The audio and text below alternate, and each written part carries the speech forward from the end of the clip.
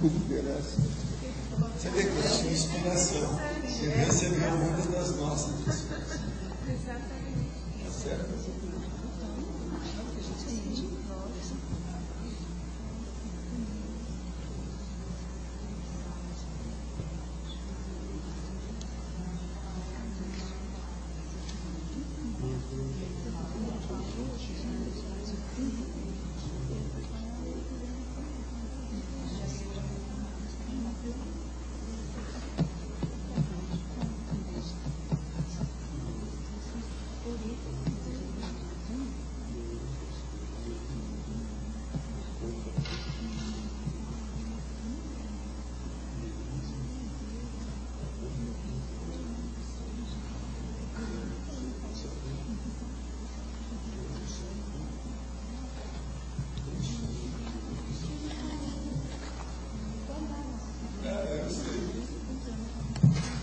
Mas vamos deixar, né? Pode criar.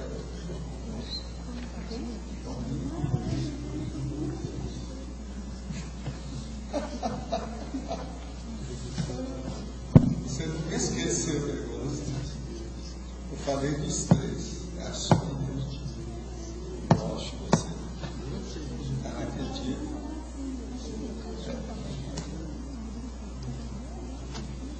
Graças. Abaixa um pouco, quer saber o que você fez. Vamos entender. Tertúlia. E a gente, meu boa tarde aí para todos. Hoje nós temos aqui o campo energético da energossomatologia, que é a esfera extrafísica de energias conscienciais mais densas, atuando ao modo de escudo ou proteção da consciência, sendo instalado ou potencializado consciente ou inconscientemente. A aura energética pessoal, a extensão da psicosfera das energias conscienciais da consciência. A vida energética pessoal da consciência, a esfera de ação das ECs. A bioenergia, a impermeabilização do soma, decorrente do energossoma nos parafenômenos.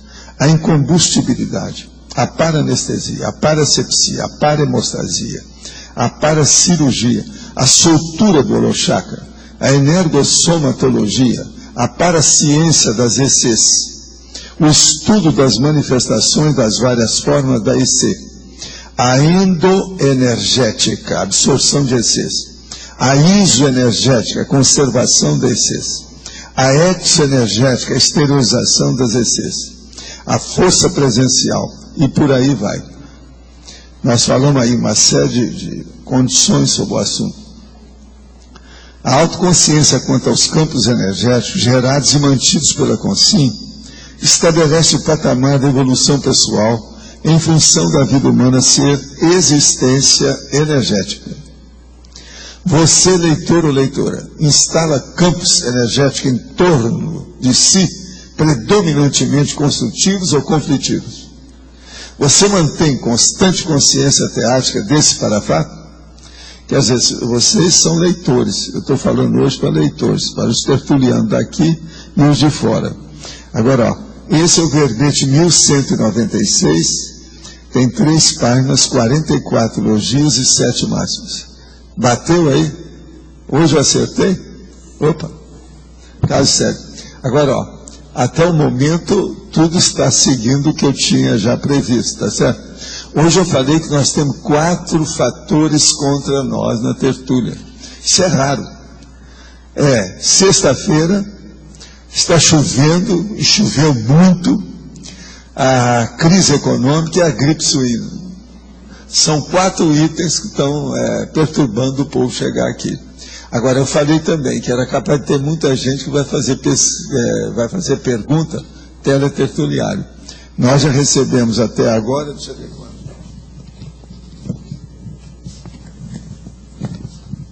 12 perguntas. Quer dizer, é a metade, geralmente, do que se pede no máximo, entende? Agora aqui, eu vou responder aqui as perguntas, porque senão nós não vamos dar conta depois.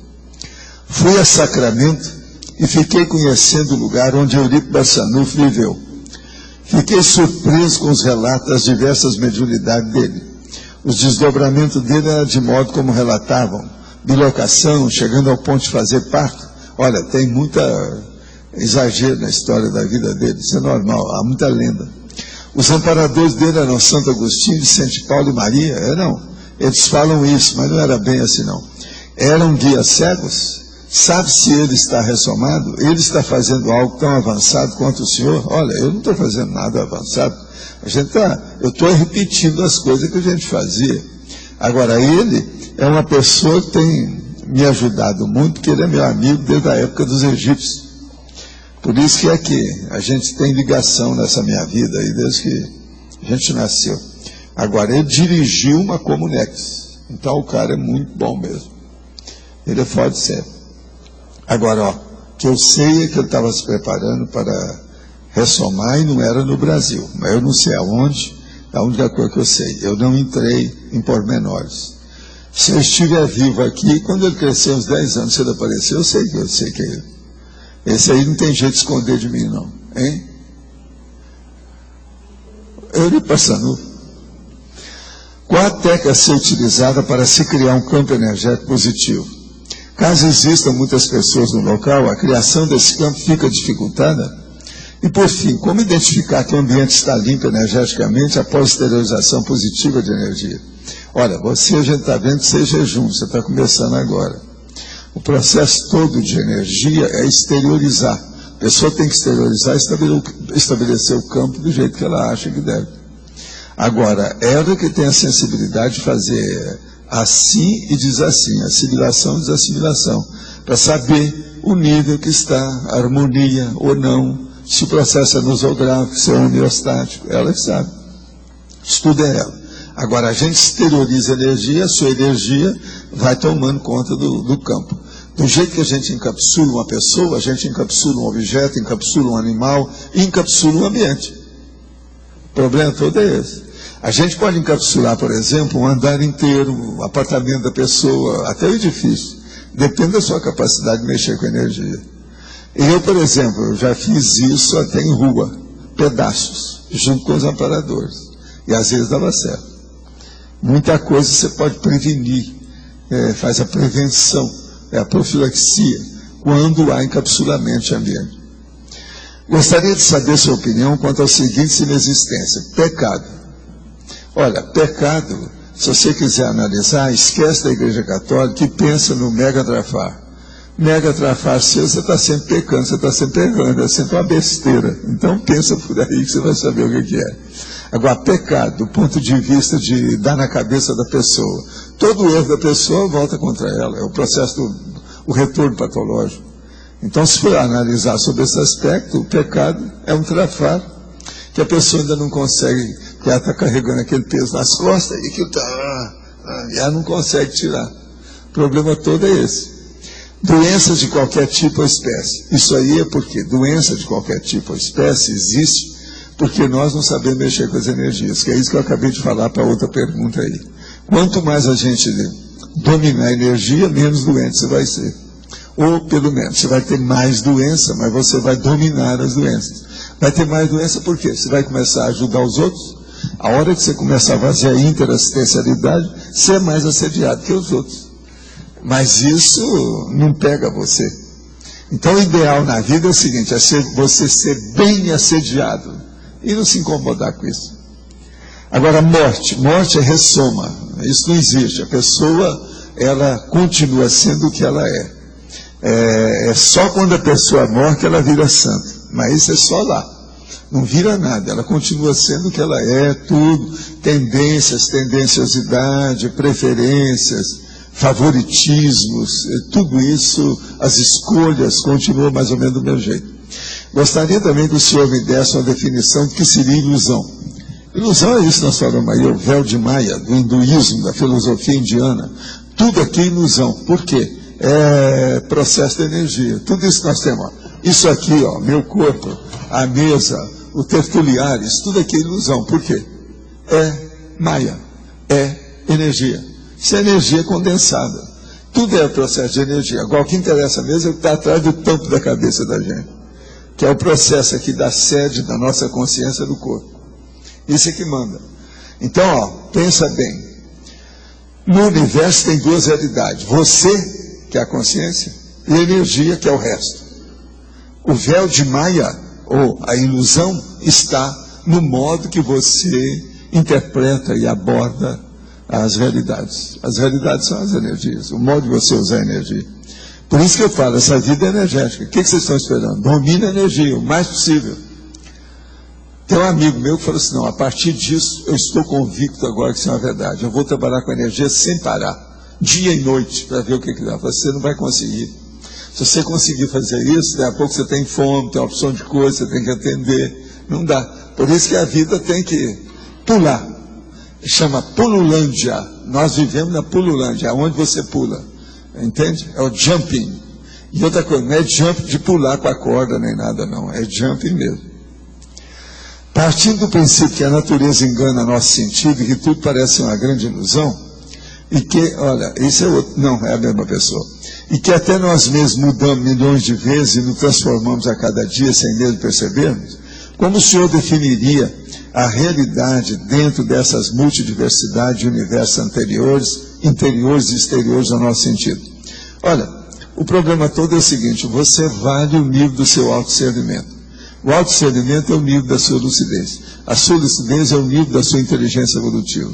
Sua inteligência evolutiva é o nível da sua evolução. A sua evolução é o nível da sua cosmoética. A sua cosmoética é o nível da sua capacidade de assistir os outros. Acabou. Eu acho que eu falei tudo mais ou menos. Uma coisa puxa a outra. Essa é a reação em cadeia dos processos filosóficos e os princípios da conscienciologia. Poderia falar mais sobre o auto-revezamento da dupla evolutiva? Olha, o auto-revezamento da dupla evolutiva é o seguinte, você, por exemplo, que está com a sua dupla, você está nessa. Vocês têm que se entrosar e fazer as coisas conjuntas. Vocês, por exemplo, poderiam escrever um livro junto. O que vocês estão esperando? Pensa nisso. Estude auto-revezamento. Escreva um livro para vocês continuarem tendo uma dupla na próxima vida. Você já pensou a repetição com auto-revezamento da dupla? Eu estou falando para dois aí que eu vi começar e que ele tinha assistência desde o início, os dois. Eu vi isso na Europa com os dois caras. Eu não vou falar o nome aqui porque não pedi autorização. Qual a melhor medida em relação a relacionamento enquanto a pessoa não encontra a sua dupla evolutiva?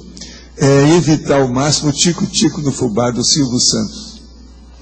Porque isso chama-se promiscuidade. Promiscuidade é um perigo. Hoje dá até AIDS e mata. Vai devagar com o andor. Olha bem o que você faz. Pondera bem as situações. A situação é essa. Isso aí é difícil da gente falar com a pessoa. Teria que conversar com ela para saber determinado detalhe, mas da boca para o ouvido. A escolha de aparência física para uma dupla conjugal evolutiva, olha o nome que está usando, dupla conjugal evolutiva. Porque dependendo da desigualdade da aparência física de ambos, não há mental soma que os unam. Sim, e daí? Outra coisa, é uma beleza quando tem esses processos que a gente fica livre daquelas pessoas. Por exemplo, você ficar totalmente envolvido com uma mulher bonita é um problema terrível, porque a maioria tem assédio. Eu já expliquei isso aqui. Então esse negócio de estética é uma coisa muito relativa. O problema é ver aquilo, a beleza interior. Não é isso que eles falam? É ver o que é que tem, a essência que está lá dentro. As pessoas, às vezes, arranjam uma dupla evolutiva pensando só na cama, no sexo. Isso é besteira, não é por aí.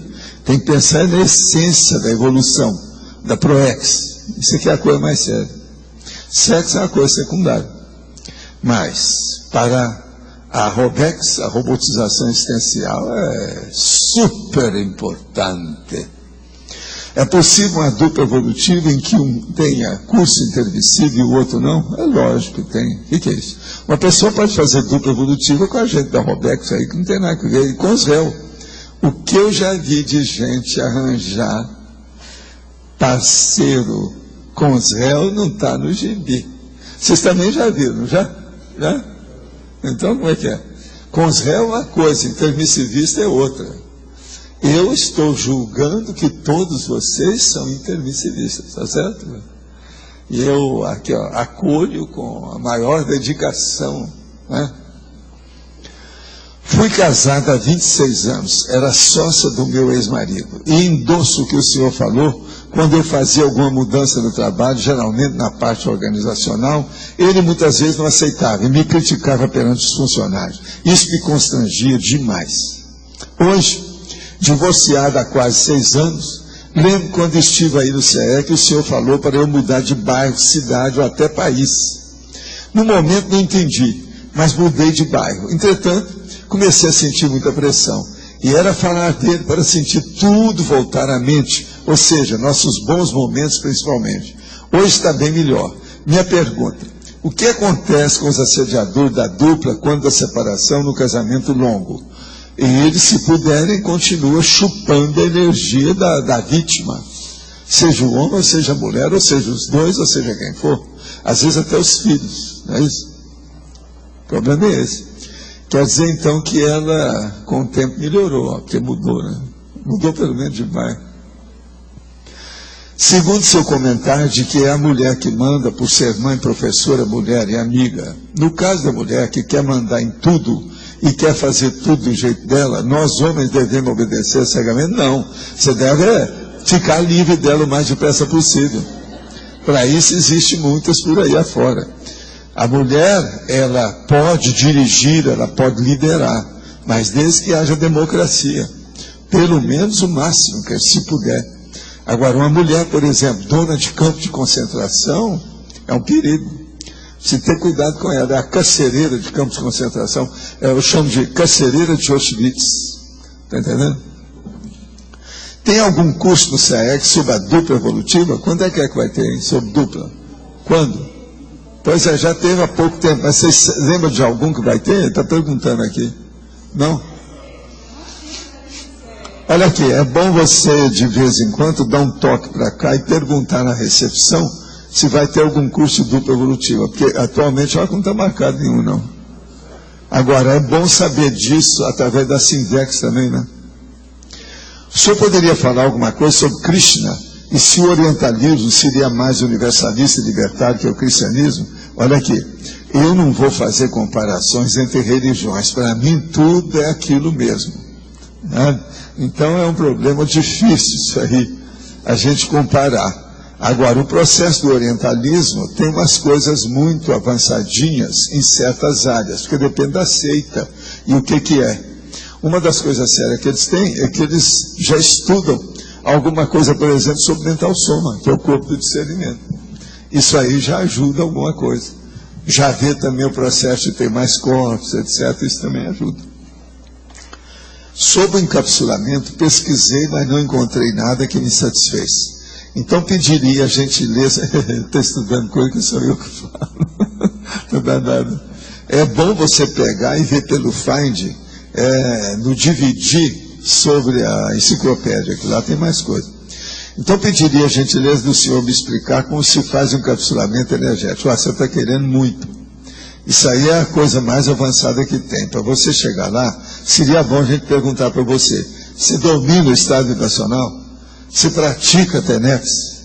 Você já sabe o que é o arco voltaico, crânio chakral? Encapsulamento vem depois disso. Outra coisa, você já estudou as 40 manobras de energia? Isso é isso. O que vai adiantar? Agora, ó, uma coisa. Vai ser feito o primeiro curso sobre as 40 manobras de energias. Eles estão estudando isso aí. Vai sair aqui no CAEC. A gente aí que está trabalhando. Se sair, é o caso de entrar nisso. Já está mais ou menos marcado, não?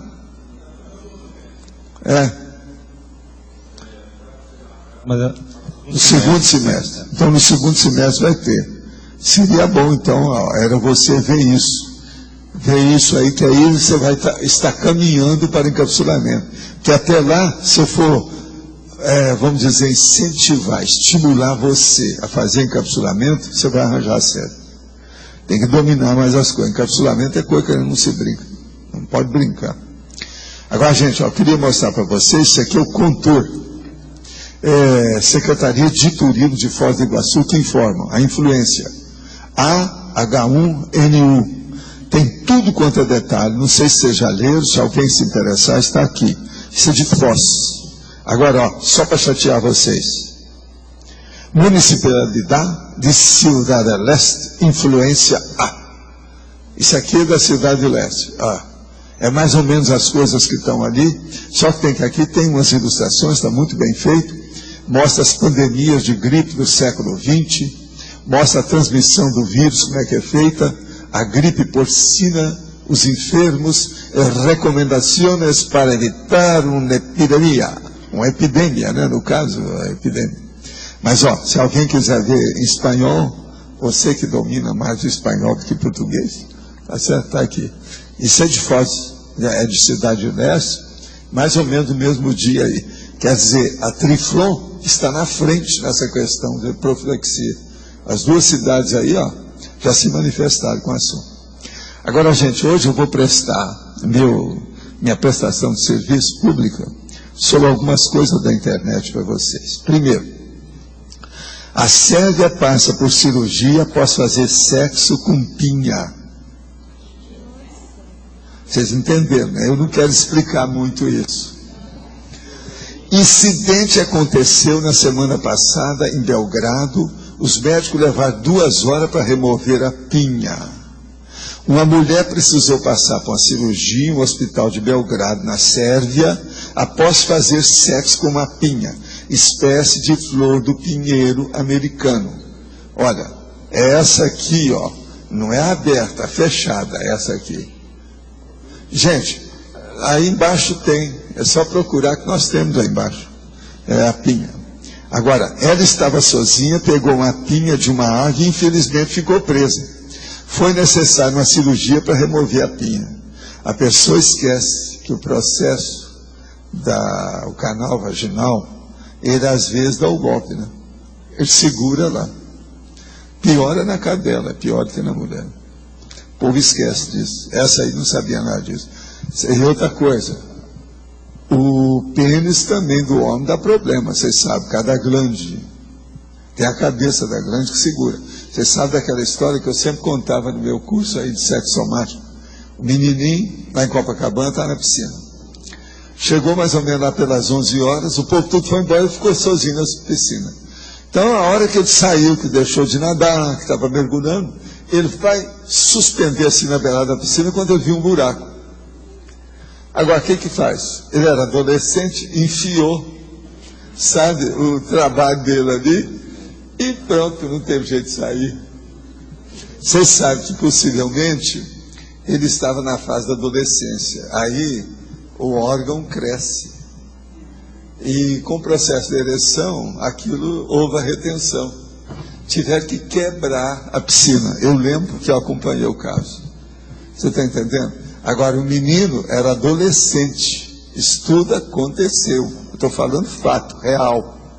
Agora, o menininho saiu um pouco escalavrado, mas aprendeu. A situação dele. De modo que a moça aí, a Sérvia, fez a mesma coisa. Ladrão surdo é preso porque não ouviu o alarme. Um bandido foi preso em Goiânia porque não ouviu o alarme de segurança. Detalhe, o homem não estava distraído, ele simplesmente é surdo. O bandido estava com outros 2 camaradas numa mercearia de Goiânia quando soou o alarme. Os 2 amigos da onça não tiveram dúvida e fugiram, deixando para trás o colega portador de necessidades especiais.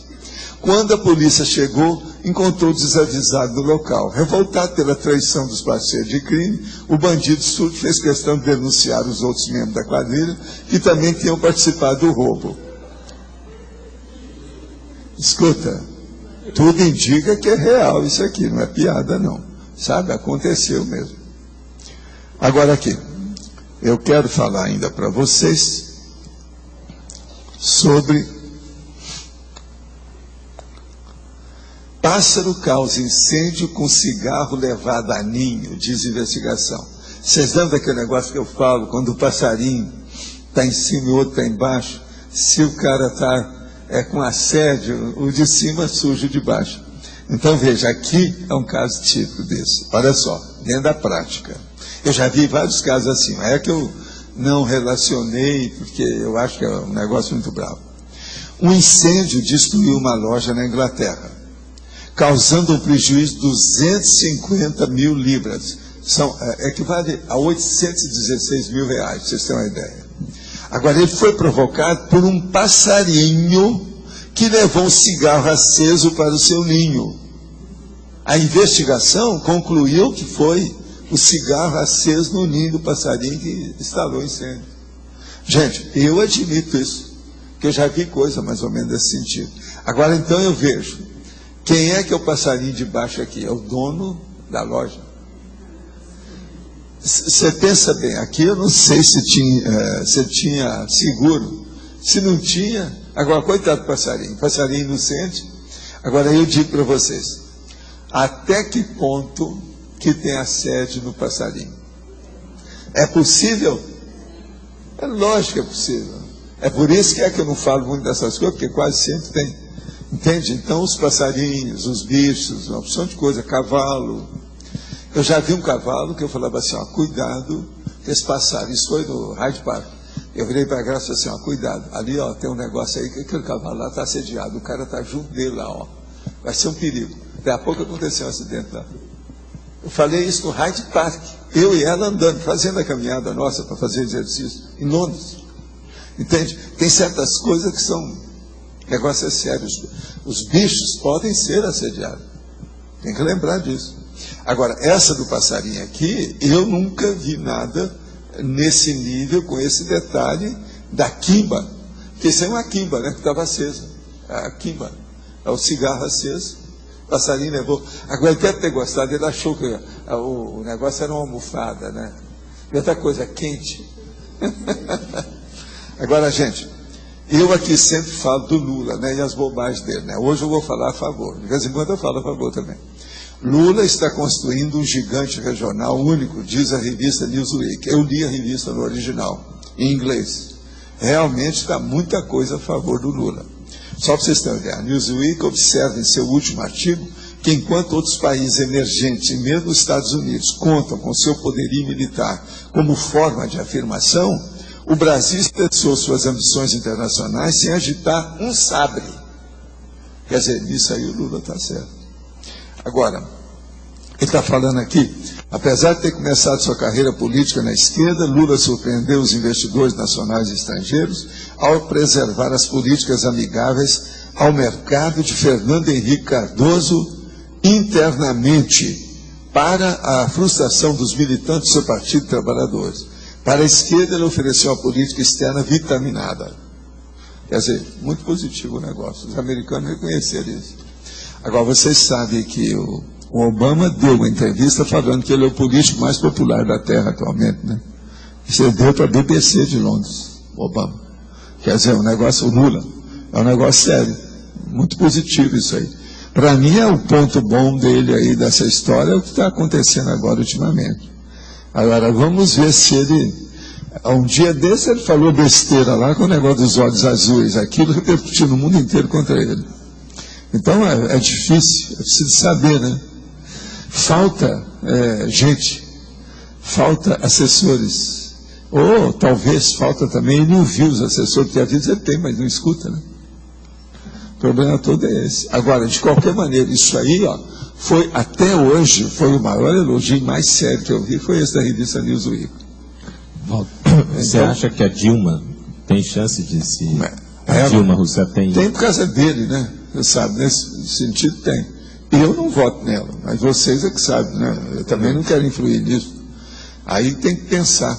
E outra coisa, agora ela tem um negócio a favor, contra ela, que é o processo desse câncer. Sempre isso vai afetar, isso vai tirar alguns votos dela.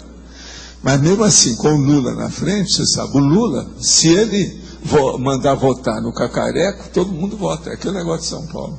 Você está entendendo como é que é? Quando a pessoa tem o jeito que está, porque ele fez uma política populista. Isso mesmo, o Rico não está explicando aí a revista.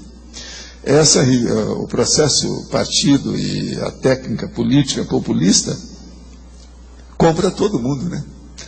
Eles mesmos falaram aqui, eu li aqui para vocês, que o Lula é o maior comprador de votos de toda a história do Brasil. Então, com isso, tudo é possível. Professor Valdo, aqui na parafatologia, na antepenúltima linha, aí no final, tem o macrossoma energossomático. O macrosoma energossomático. Sim, o que você quer? Se o senhor puder falar como se desenvolve, por que a pessoa tem... O macrosoma é o seguinte, ele, às vezes, ele pode estar, porque macrosoma depende do que há. Por exemplo, conforme a pessoa ela vai ter uma PROEX, precisa ser um problema intelectual. Então vai ser um macrosoma mental somático. Agora, por exemplo, se é uma pessoa que precisa desenvolver mais as energias para sustentar o processo em torno dela, pode ser que aquele macrosoma seja energossomático. Você está entendendo? E assim vai, depende do que é. Você tem que lembrar que macrosoma é o corpo da pessoa que foi maceteado. Quer dizer, colocaram alguns ingredientes, um plus, um upgrade, alguma coisa para melhorar. Você está entendendo? Para aperfeiçoar alguma manifestação da pessoa, de acordo com a PROEX dela, o trabalho que ela veio fazer, que ela veio desempenhar. Então, isso pesa na balança. E no caso, por exemplo, dessa questão do soma, assim, que melhorias do soma poderiam ajudar a pessoa nessa questão das bioenergias? Na questão do soma, isso aí depende da pessoa, o que ela faz. Ela tem que cuidar do soma que ela tem.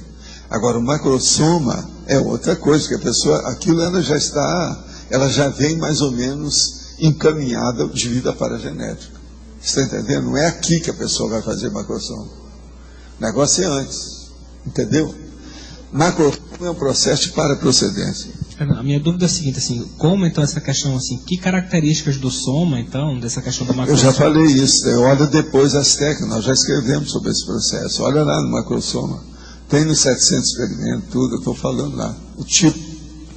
Por exemplo, o Chico Xavier tinha macrosoma para fazer atacô, e o dele era suprarrenálico, era uma base do corpo, mas que melhorava. Por isso que eu tinha certeza que ele ia viver muito. Eu mesmo falei para ele, expliquei tudo. Pessoal, você que morre de medo de morrer e tem macrosoma, você vai viver mais que seu pai. O pai dele viveu 86 anos, ele viveu 92. E eu cantei a pedra para ele claramente, tudo baseado em fatos.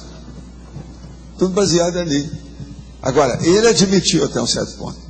Eu falei que, você promete que você vai levar suas coisas a sério, vai se cuidar direito. Olha bem isso. Ele olhava muitas coisas. Mas às vezes, por exemplo, você tinha que dar o contra, porque ele tomava café demais. Você sabe que isso poderia ter criado problema com ele. Agora, quando eu encontrei com ele, você pensa bem, a gente começou a trabalhar em 1956. Ele tinha 46 anos só. Você está entendendo? Ele viveu o dobro disso. Ele viveu, você está entendendo? 92 anos. Quando eu encontrei com ele, uma porção de mau usado que ele tinha, eu insisti para ele acabar com isso. A minha mãe também falou para ele certas coisas, você está entendendo? Porque tinha hábitos do interior de Minas Gerais, aquele negócio todo, mas nunca tinha estudado muito aqueles processos. E ele achava que com o processo da mediunidade que ele superaria aquilo tudo. Nem sempre é assim, né? Uma outra coisa, quando eu encontrei com ele, a gente tinha que despejar o remédio no olho dele todo dia. Ele usou corticoide durante muito tempo, anos, para que o olho que ele enxergava não ficasse cego. Porque o outro ele não enxergava, é só um. Então ele foi fora de série, né, as coisas dele todas. Eu ainda estou com a dúvida pelo seguinte, que o senhor fala, né, que eu sou super maceteado para a questão da realização da PROEX pessoal, assim. Que macete, por exemplo... Aquilo que a pessoa precisa. Cada caso é um caso. Por exemplo, no caso dele, ele era macroesplâncnico, diferente, muito diferente do irmão dele, o André Luiz, muito diferente. Ele era macroesplâncnico. Macroesplâncnico é o cara que tem os órgãos e vísceras grandes, amplos, macro. Você está entendendo? Ele era desse jeito. E outra coisa, suprarrenálico. Ele era hipertricótico. Ele tinha mais pelo do que eu. Ele era hipertricótico, o jeito dele, a situação toda. E ele era retaco. Ele era baixinho, sabe, encorpado. Ele nunca poderia ser mago totalmente. Não tinha jeito, porque ele era macroesplâncnico. Então, veja, aquilo tudo devia de fazer parte do processo suprarrenálico. E eu fui estudar as coisas dele toda com calma, do ponto de vista médico, anamnésia, esse negócio todo, para ver como é que era. Cheguei à conclusão, não, você tem macrosoma suprarrenálico. É tanto que ele aguentou, quando ele ficou doido, quando ele está desenvolvendo o parapsiquismo, ele superou essa situação, superou o negócio da vista dele. Você está entendendo? Uma opção de coisa ele conseguiu superar. Por exemplo, no caso do macrosoma energossomático, então, poderia ser um metabolismo mais acelerado que, por exemplo? Não, por exemplo, o meu caso. Eu acho que o meu caso, uma das coisas sérias que tem nele é a minha para-regeneração. É muito esquisito. A hora que eu tenho aquele acidente, eu jogo os remédios tudo fora, uma semana depois chegam lá, está tudo consolidado. Sendo que o meu pai tinha diabetes. Eu mesmo sou praticamente pré-diabético nessa idade, mas eu nunca tive nada antes. Então isso é uma loucura. Uma outra coisa, certas coisas comigo assim de melhoria, processo instantâneo é de morte. Eu já vi isso muitas vezes comigo. Foi por isso que o Arigó, que sabia das coisas, quando eu tive o acidente, entrei em coma, durante o coma, eles ficaram tudo preocupados no Rio, pediram para o Eli, que é o irmão dele, que trabalhava comigo, para ir lá falar com o Arigó. Aqui, dá um jeito, você precisa ir lá ver o Valdo. Ele virou e falou assim, deixa de ser bobo, o Valdo deve estar fora do corpo, vocês estão pensando que ele está de coma, deixa disso, não vai morrer coisa nenhuma, ele vai voltar, não tem nada. Aí o Eli voltou e foi falar com a turma lá da empresa, o que é que ele disse. Falei assim, então quer dizer que ele volta logo? Sim. 2 dias depois disso eu voltei, mas eu passei uma semana em coma. Tá vendo? Eu voltei, joguei os remédios tudo fora, os fios tudo tirei de mim, o que é que havia, e joguei 14 remédios fora. Quer dizer, eu tinha confiança no que eu estava fazendo. Agora, eles acharam que eu estava doido, porque o negócio tinha rachado a minha cabeça, né? Então, o meu irmão é que me salvou. Meu irmão, aquele que esteve aqui. Eles perguntaram para ele, mas vem cá, olha, seu irmão, ele quer ir para casa, jogou os remédios tudo fora, a gente está pedindo para ele usar pelo menos o Bezerol, porque o negócio dele está tudo rachado ainda. O nervo óptico dele está solto do lado direito, como é que fica isso? Do lado esquerdo. Como é que fica essa situação? Aí ele falou assim, mas ele está falando? Está falando e com veemência, mas com muita confiança em tudo. Eu falei assim, então ele está no normal. Pode deixar. Ele vai, ele se vira. Meu irmão me conhecia, né? Desde pequeno. Aldo, você identificou essa característica do seu macrosoma com que idade? Olha, eu comecei a ver que tinha alguma coisa errada em certos processos de medicina por causa do meu pai. Entende? Por causa da odontologia. Você sabe, eu ajudava, eu menino, ajudava meu pai com os troços dele lá, com tudo aquilo para a apurar e depurar o ouro com bórax, aquele negócio todo. Eu ajudava ele nisso tudo. Então eu comecei a ver o processo de o que ele atendia, o povo que aparecia e a doença dele. Porque ele passava uma temporada, entrava lá na camoeca dele, entrava naquele período de depressão, passava 3 meses daquele jeito. Depois ele voltava novo em folha. Agora, eu vi os remédios que ele tomava e achava aquilo muito estranho. Um remédio, por exemplo, para anestesia, o cara tomava. Ele misturava álcool e tomava. Tinha cocaína, ele colocava os negócios lá, usava cocaína. Quer dizer, sandaraca, que era um remédio que havia para melhorar o processo de anestesia, ele tomava aquilo. Eu falei assim, vem cá, mas não é possível, tem alguma coisa diferente nisso. Agora, via que ele tinha uma úlcera varicosa na única perna que ele tinha, a perna direita, e aquilo não cicatrizava, devido ao processo. Então, eu comecei a calcular aquilo tudo, comecei a ver o povo que eu conhecia na minha terra, falei assim, tem gente que é diferente dos outros. Agora, para mim, isso foi o processo do que eu já tinha visto fora do corpo. Aquilo me chamou atenção. Mas, por então, exemplo, tinha gente, por exemplo, que eu via entre os meninos, tinha uns que tinham uma habilidade, uma facilidade em matéria de movimento impressionante. O outro, que era mais forte, não dava conta daquilo. Eu já tinha visto isso no grupo escolar, aquela coisa toda. Agora, mais tarde, isso foi se firmando. Quando eu fui para o internato, eu pude examinar tudo, que aí tinha os aparelhos para ver, você está entendendo? Tinha balança, tinha tudo que você pensar para ver. Você examinava tudo. Aí eu comecei a examinar o negócio todo. E comecei a calcular o troço, como é que foi. Mas essa noção que o seu macrosoma era referente a... Pois é, mas eu vi que as coisas eram assim. Por exemplo, quando eu estive na Argentina, isso eu já sabia, já tinha consciência plena do assunto. Isso foi em 53. Eu estava com 21 anos. Então, o que é que se passa? Naquela condição, não tinha dinheiro, não tinha nada, nunca tinha estado em lugar nenhum que fizesse frio ou caísse neve, e vou para o mês de junho para a terra da Cris, a Portenha. Um frio danado, o povo todo, os caras saíam do banho roxo, de tanto frio, mesmo com água quente. Um frio, naquela ocasião, em 53, é um frio danado.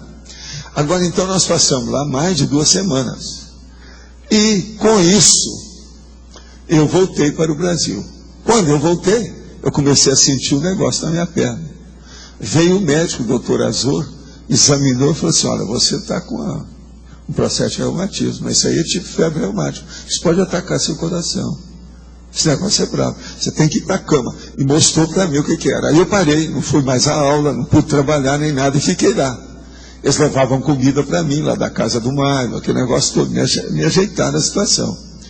Aí, quando eu estou de noite, eu faço, não, mas eu vou dar jeito nisso aqui. Então, comecei a mexer com energia. Comecei a mexer com energia e dormi. Quando eu acordei, eu vi assim uma pomba da paz branca passando em cima de mim. Você está entendendo? Com as coisas todas.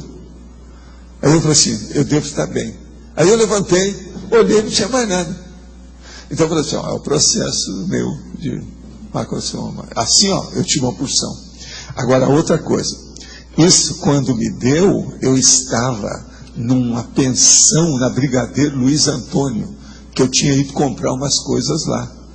E eu estava totalmente entrevado. Eu fiz a mesma coisa e o negócio melhorou. Isso em São Paulo, eu estava sozinho no quarto da pensão. E assim eu tive um monte desses caras. Ali de cara, quando você identificou que você tinha essa característica da regeneração, isso já deu indicação para você de que você teria que viver muito tempo? Não, poderia, mas o problema era esse. Que era para isso ou não? O negócio mais sério era esse. O que eu comecei a me interessar foi para a ectoplastia. Não é ectoplasmia, é ectoplastia. Assim, eu sou ectoplasta. Aí eu comecei a verificar as coisas todas que acontecia comigo. Os acidentes, pequenas coisinhas, aquilo que aparecia, os negócios que eram uma sincronicidade muito esquisita. Igual, por exemplo, apareceu os negócios que eu estou procurando, daí a pouco o negócio aparece lá. Você está entendendo? Aí, como eu já tinha vindo estudando esses fenômenos todos, o negócio do aporto, o teletransporte, você está entendendo? Eu comecei a ver. Eu tenho isso, o processo é esse. Aí comecei a estudar tudo. E começava a notar tudo que acontecia comigo, e o que já tinha acontecido antes. Com o tempo eu comecei a ter confiança absoluta. Mas assim, do ponto de vista da ProEx, você comentou que o macrosoma ele vem maceteado para atender a ProEx. Por que o seu veio com essa característica da regeneração? Para mim, foi para aguentar o processo do meu nascimento. Entende? Essa foi a conclusão que eu cheguei ainda rapazinho. Porque eu fui tirado da fossa, minha cabeça estava rachada. Eu rachei a cabeça 2 vezes. Uma no parto, por causa da turquesa que me puxaram, e outra no acidente. Quer dizer, eu sou um cara de cabeça dura. O negócio meu, pelo menos, é esse. Agora, isso tudo eu fui tirando conclusão com o tempo, com calma. Agora, eu estava doido para estudar medicina, para poder ver se eu achava isso aí. Se há de ver a minha alegria, o dia que a faculdade começou a fazer as assinaturas das revistas de medicina de tudo quanto era lugar, e as revistas começaram a chegar. E eu comecei a ler aquilo tudo para ver se achava alguma coisa, que nada. Foi a maior decepção. Tempos depois, alguns meses depois, eu desisti, não adianta. Já procurei tudo, não achei nada que tivesse. E outra coisa, lá as assinaturas na época eram o máximo. Para a faculdade de medicina, vai ficar tudo atualizado. Tinha muita coisa da Inglaterra, dos Estados Unidos, da Alemanha, todo lado. E eu procurava ver aquilo tudo. Valdo, a questão do teu macrosoma, está falando, sempre falou de regeneração, mas além disso ele não abrange outras coisas importantes, né? Não, ele deve atingir, mas eu não sei como é que é isso, não. Por exemplo, eu não sei até que ponto que eu sempre acho que o que me ajudou logo que eu nasci foi a ama de leite. Realmente, você não pode desdizer isso, é um fato. Aquilo deve ter me ajudado. Mas, por exemplo, até que ponto que eu saí da pneumonia dupla, que eu saí da cabeça rachada, daquele negócio todo, até que ponto, por exemplo, que eu não tive epilepsia, e meu irmão, que chegou depois, que a situação estava melhor para nascer, e ele teve. Como é que você explica isso? Por que eu? Então, tinha alguma coisa diferente nisso. Uma outra coisa, eu sempre fui maior. A minha tendência era mais crescido do que a média desse povo todo, inclusive meus irmãos. Entendeu? Se você olhar bem, meu irmão que esteve aqui, ó, ele é menor do que eu. Os pés dele são mais finos. Você está entendendo? Tem uma opção de coisa assim. Agora, eu sou bem dentro das coisas que era o meu pai. Meu pai era mais ou menos assim. Eu segui mais ou menos a ele. Com esse negócio todo assim, ó. Os pelos, o modo de ser, a situação, sabe, do corpo. Então, eu estudei demais esse negócio de genética para ver como é que é.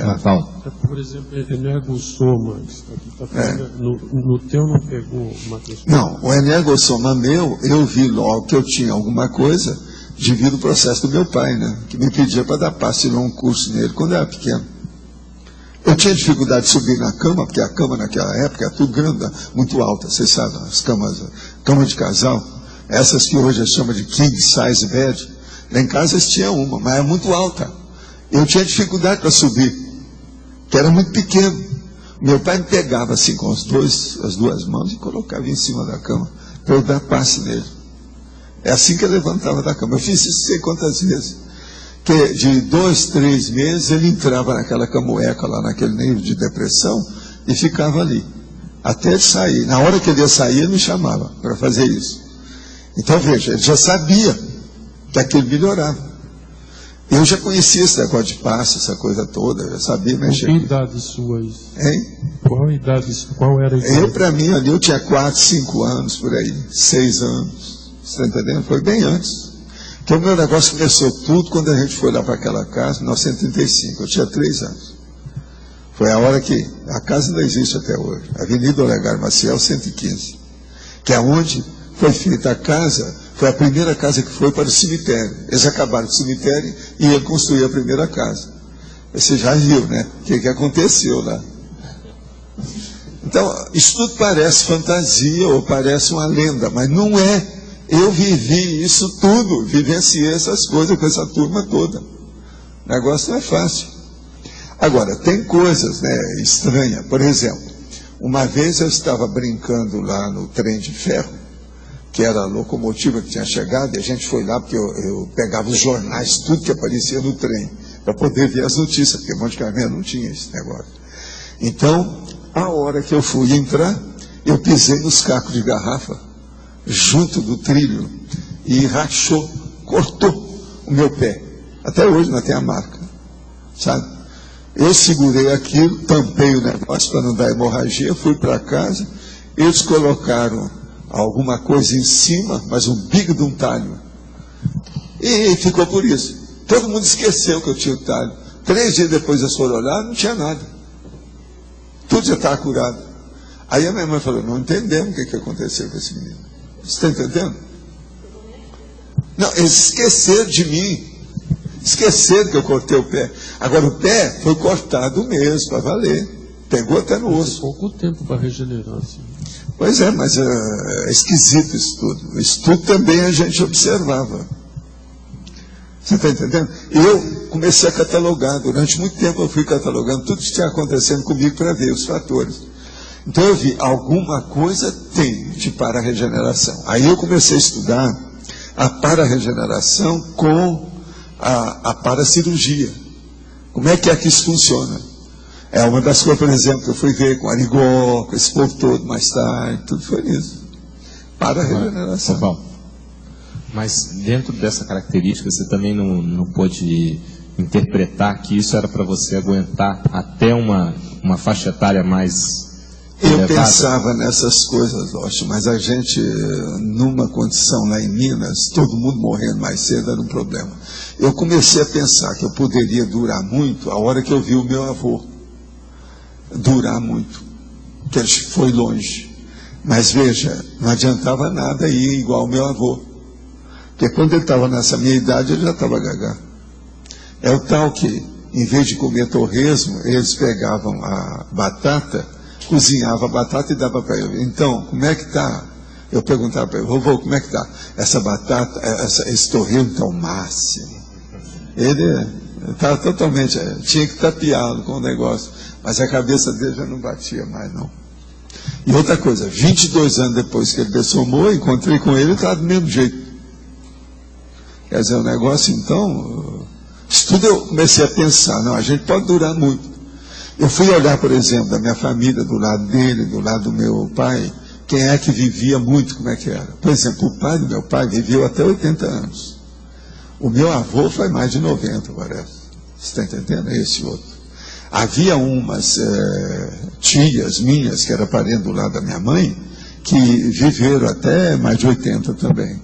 Isso é que havia, que a maioria morria mais cedo. Minha mãe morreu com 67 anos. Entendendo? Pela situação. Mas é que ela teve muitos tropeços. E outra coisa, mulher tem filho, né? Isso tudo, o povo pensa que isso ajuda, mas piora. Certas coisas não são assim, não. Ainda mais ela. O problema é difícil. Passou 12 anos sem ter filho, depois vai ter mais 3. Mas fala. O senhor podia falar um pouquinho mais sobre a ectoplastia? Como é que funciona?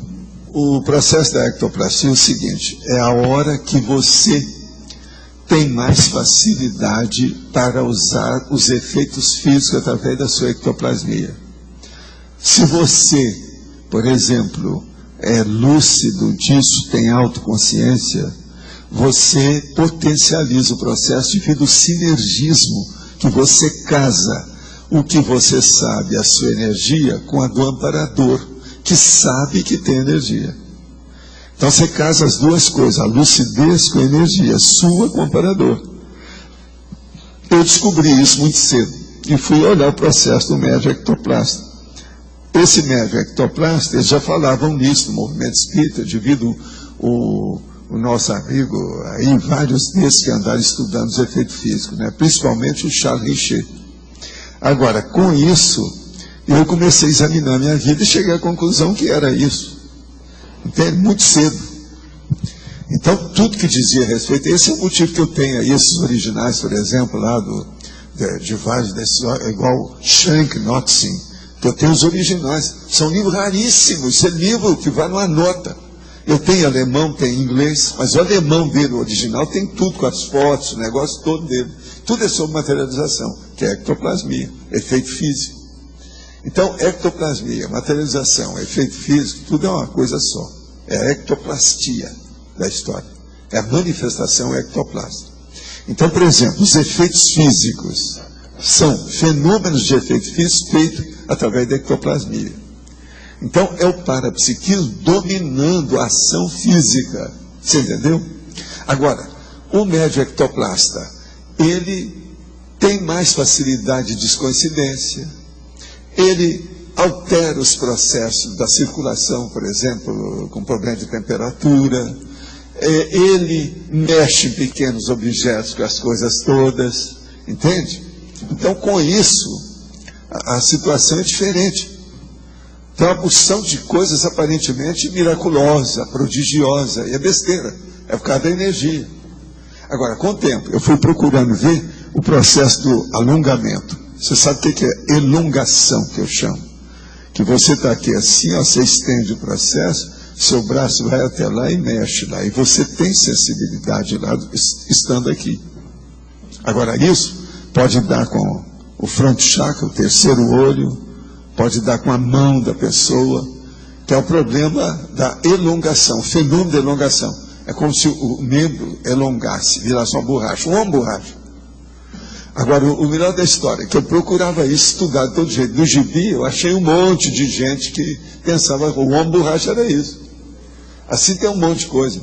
Tinha um outro cara que virava uma nuvem na nuvem verde. Você está entendendo? O gibi mensal de 39, 40, aparecia aquele cara, a nuvem verde do cara. Não sei o que é Mena, eu acho que não sei o que é Mena. Agora, o que é que se passa? Aquele cara mostrava o processo de sair do corpo. Tinha um outro que saía e fazia transfiguração do psicossoma. Agora veja, esses caras todos sabiam alguma coisa disso. Você está entendendo? Do problema deles, de lembrança, esses caras que fizeram esses heróis do gibi. Então eu olhava isso tudo no gibi, foi assim que me interessava estudar o gibi para ver essas coisas. Tinha um deles, nós temos aí os guris, por exemplo, o guri que da parte de ficção científica, porque tinha uns que era da natureza, e tem outros da ficção científica, de 15 em 15 dias que variava, né? Então tinha um que ele saía e era capaz de segurar um prédio com o psicossoma dele. Então aparece na capa do guri, entendeu? Eram as coisas que eu via, o negócio dos gigantes que você vê fora do corpo. Então você olha assim no horizonte, começa a aparecer aquela cabeça, daí a pouco está aquele cara enorme, do tamanho do horizonte em cima de você. Isso são as pessoas que têm delírio, sentem isso, mas fora do corpo essas coisas existem. Você está entendendo como é que é? Então eu comecei a estudar esse negócio todo para ver como é que era. E aí é que eu cheguei no processo da ectoplastia mais sério, no meu caso pessoal. Entendendo? Outra coisa, depois com as sessões espíritas, eu pude fazer muita pesquisa, né? Até chegar na Casa do Cinza, onde nós começamos a estudar ectoplasmia. Lá eles chegaram a tirar fotografia do ectoplasma. E eu era um dos 3 médios maiores que tinha lá no centro. Eu era um deles. Eu era o mais novo do povo todo. A gente fazia as reuniões sempre numa quarta-feira, das 8 às 10 da noite. E nós fizemos uma casa especial para isso. Já era tudo essas ideias, do jeito que nós temos aqui, ó. Nós não fizemos uma casa especial para o acoplamentário, uma agora para o tertuliário. Lá nós fizemos efeito físico. E outra coisa, lá o negócio era tão bem feito que eu mostrei para vocês como é que era o negócio. Tinha buraco para entrar o vento de um jeito e sair do outro. E tinha um lugar que tinha água. Tudo para melhorar o processo da ectoplasmia dentro do problema. Essa aqui é a Casa do Cinza. Com relação ao macrossoma ainda. Assim, eu sempre achei que, por exemplo, macrossoma dá para a regeneração, por exemplo. A função dele é mental somática, é do cérebro, do físico que comanda, é fisiológico ou é funcional? Não, para mim é a mudança da patologia em fisiologia. Ele pega o processo e muda, devido à ectoplasmia. O problema é ectoplasma. Porque, assim, pelo que eu estudei, tem a ver com a ortopensinização. Tem. E como é que funciona isso? A primeira coisa é a seguinte, eu sou 100% favorável às coisas positivas. Você já viu, a minha tendência é essa. E eu tenho tudo predisposto para isso. Não tem nada contra. Você veja bem, a hora que eu julguei os remédios e falei, daqui a uma semana vocês aparecem que eu vou consolidar isso tudo. Eu vou consertar isso. Lembre-se, eu já era médico. Eu já tinha atendido um monte de gente, tinha melhorado comigo. Eu falei assim, se eu melhorei os outros, por que eu não posso melhorar eu mesmo? E sem remédio. Seu pai conhecia essas coisas, ele sabia de tudo isso, ele viu comigo. Então, assim, é tudo mental, quando se fala mental somático, a origem não é sempre... tudo o processo da vontade com a energia. Agora, se tem ectoplasmia, juntou a fome com a vontade de comer. Aí potencializa tudo. Então, esse macrossoma energossomático, por exemplo, tem nada a ver com pulmão muito grande, nada disso. Não, tem nada a ver, não. Aí é alguma coisa que houve junto do processo aqui em cima, mas do energossoma. Alguma coisa teve de energia. Então, por exemplo, alguma coisa nas conexões entre o corpo humano e o energossoma para segurar o psicossoma. Você entendeu? Entendi agora. É funcional. Então aí o negócio vem do psicossoma para cá. Tá, entendi. Aí é que é o X. Agora, o energossoma, ele existe como se fosse uma fumaça. Ele só existe na hora que precisa. Você está entendendo? Que é energia. Agora, não é a energia super fixada. Se nós tivéssemos um corpo consolidado só de energia, nada funcionava na gente. É só para ligar. O povo tem que entender isso. A holossomática ainda tem que ser estudada demais. Então, no caso do macrosoma energossomático, é o soma maceteado para dar maior passagem, para dar maior o energossoma nada mais é do que o fluxo de contato. Tá. É aquela conexão no corpo e a conexão no psicossoma. É isso que é. Então, por exemplo, ele na verdade não é nem um corpo, mas a gente fala que é um veículo. É a energia que está segurando. Então veja, ele é a interface. Ele é o super bonder. Você está entendendo? É isso que é o energossoma. É o holochakra, é isso. Então a acupuntura, o processo da medicina chinesa, é tudo baseado nessas energias apenas aí no caso. Agora, por exemplo, se houvesse uma maior compreensão por parte deles do parapsiquismo, por isso que eu falo, a pessoa vai estudar acupuntura, é bom estudar junto o parapsiquismo. Ela vai longe. Se ela começar a estudar ectoplasmia junto com a acupuntura, acabou. Ela vai entender muito mais. Então, a tendência de todo mundo que exercitar muito é ver, assim, a tendência é ter um macrosoma energossomático na próxima, porque vai estar com a essa interface. A tendência da maioria vai, mas nós não podemos falar isso, você falou. Porque as necessidades da pessoa às vezes são outras. Ah, entendi.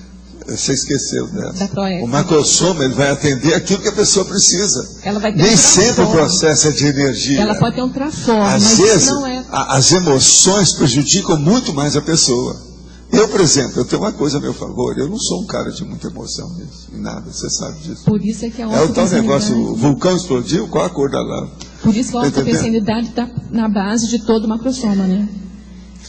Entende? Isso aí não me afeta. Agora, por exemplo, a maioria desses médios de efeito físico, a maioria tinha processos emocionais, inclusive o Chico. Daí também, essa pergunta que eu fiz, por exemplo, ele pode ter um trafor desenvolvido na energossomática, mas isso não quer dizer que seja macrosoma. Isso aí não essa quer diferença. Dizer. Olha, o macrosoma, quando tem, ele predomina. Se a pessoa for estudar direitinho, todos os fatos que ocorrem com ele com ela na vida toda, vai ver que aquilo sobressalta, aquilo aparece, aquilo surge, você está entendendo? E predomina. Há um processo de monopólio dos outros fenômenos, principalmente porque é o processo de energia. Por isso que é que eu comecei a estudar minhas coisas por causa disso. Como é que fica? Colocando o seu como uma outra coisa, por exemplo, na minha questão, por exemplo, meu processo de sensibilidade para a dor. Eu chorei demais quando nasci, devido à cabeça que estava quebrada. Mas com o passar do tempo, eu chegava à conclusão que eu tinha menos dor do que os outros. Quando eu fiquei adulto, eu vi isso. Então, por exemplo, eu fiz a opção de experiência. O negócio, por exemplo, de cuidar dos meus dentes sem anestesia. Eu pedi, não é anestesia, deixa eu ver. Então eu julgava a energia e segurava o negócio. Agora, eu sou capaz de fazer isso. Por exemplo, é aquilo que eu falei para você lá para fazer o exame. Eu não fiz, eu não vou anestesiar nada, não vou usar nada disso. Você está entendendo? Não preciso disso. Eu me concentro com a história, eu paro aquilo tudo. Então veja, aí tem uma série de fatores, aí não é só macrosoma, o processo é de domínio de energia, o processo de parapsiquismo, o problema de dominar a cabeça da gente. É aquele negócio que eu falava com os caras. O que você quer que faça? Lá ele, com meus negócios tudo na cabeça. E eu falo assim, o que você quer? Você quer que entre no estado vibracional ou não? O que é que faz? Entende? Eu sou capaz de mexer. Outra coisa, ainda falar assim, você quer que dê uma desritmia ou quer que conserte a minha cabeça? Por isso que eu falo, esse negócio de desritmia também é uma coisa muito secundária. Eu sou capaz de fazer e desfazer. Eu provei isso lá para o cara, lá em Copacabana, logo depois do meu acidente. Então isso é uma loucura, você pensar num caso desse. Agora, por exemplo, eu começava a pensar, observa bem. Se eu consigo dominar o processo, se eu quiser eu faço uma desritmia, porque eu estou movimentando os processos da minha cabeça, será que foi isso que eu dominei o processo da epilepsia quando eu nasci? É na cara. É uma conclusão. Então aí eu comecei a pensar, tem uma regeneração no processo. Não é lógico isso para você? Por isso é que é predominante. Só completar aqui, porque assim, para mim, a questão da intelectualidade, estou falando aqui do que eu conheço, a intelectualidade acima da média, com a memória acima da média e com um trabalho de energia acima da média, mas Mas ó, tem uma coisa Mas mais o que séria predominou na acima tua da média vida que foi a você esqueceu. regeneração, é isso? Tem um negócio mais sério aí que você esqueceu. Esse é que eu dou mais valor. Hoje eu estava falando com o Mário. O estudo dos fenômenos parapsíquicos é acima da média. Mesmo no Espiritismo, tinha pouca gente que estudava tanto igual eu. Todo mundo estuda o Evangelho, eu ia estudar os fenômenos.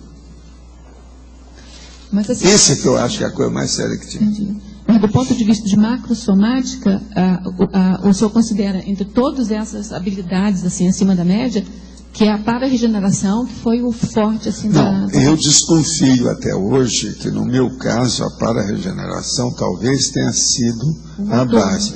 Porque eles devem ter pensado que eu ia renascer com a minha mãe, que fazia 12 anos que não tinha nenhuma vida sexual, que aquilo ia criar problema para mim.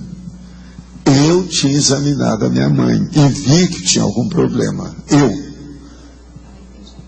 você já foi chateado para isso mesmo. Zéfiro, você está entendendo? Agora, eu já sabia disso, mas tinha outros que estavam olhando o assunto, junto comigo, com muito mais cabedal. E eles devem ter visto o negócio. Foi aí que a coisa apareceu. Mas eu só fui ter ideia disso muitas décadas depois. Entendeu? Valdo, a minha pergunta estava em cima disso, acho que você respondeu, que eu ia perguntar se, como você preparou a sua vida, se no caso do nascimento, esse acidente que teve na hora de nascer, era um acidente precoce ou não. Deixa eu explicar só. Meu pai estava fora de casa fazia 12 anos. O meu avô mandou ele passear, porque as mulheres não deixavam meu pai em paz. Meu pai era charmoso, todo mundo atrás dele, mulherinho todo apaixonado por ele. Ele casou, minha mãe estava grávida da filha, quando o povo começou a ir atrás dele. Ele, moço, você já viu. Aí ele passou. Agora, foi viver a vida dele lá como dentista, trabalhando na Serra Pelada lá, que havia lá naquela ocasião, que era uma loucura, que negócio, um verdadeiro faroeste. Aí, quando eles ficaram sabendo que ele tinha perdido a perna, devido a diabetes, por causa do bicho de pé, cortaram a perna do homem. Aí, foram pedir para eles tomar conta, alguém tomar conta. Aí a minha mãe ficou com pena, o meu avô admitiu, falou assim, agora não tem jeito de pular a cerca, uma perna só, não tem. Aí foram estudar para arranjar uma perna artificial para ele, e ele com bengala, aquela coisa toda. Depois ele tinha sempre, no mínimo, ele tinha uma bengalinha, no mínimo, sempre. A vida dele toda tinha uma bengala lá em casa, tá entendendo?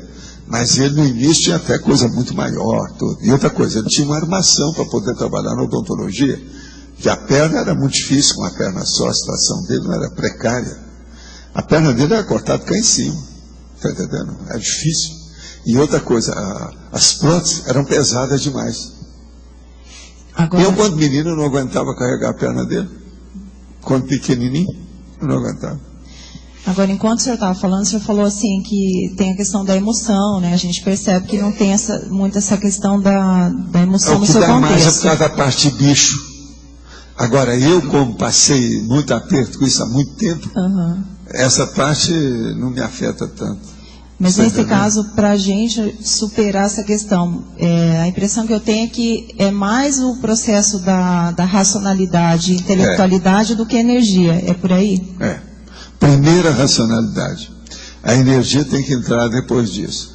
O que adianta você ter energia se você não tem autocognição, autoconhecimento sobre o que você vai fazer com ela? Isso é racionalidade. Você entendeu? Entendi. O que adianta uma pessoa ter muito desenvolvimento parapsíquico, do jeito que eu vi, centenas de médiuns, homens e mulheres? Se ele não tem autocognição daquilo, não adianta nada. Ele não tem conhecimento. O que adianta? O que adianta você dar um dinheirão para uma pessoa que não sabe aplicar o dinheiro, a economia, não entende nada disso? Vai acabar com tudo, vai queimar o dinheiro até amanhã.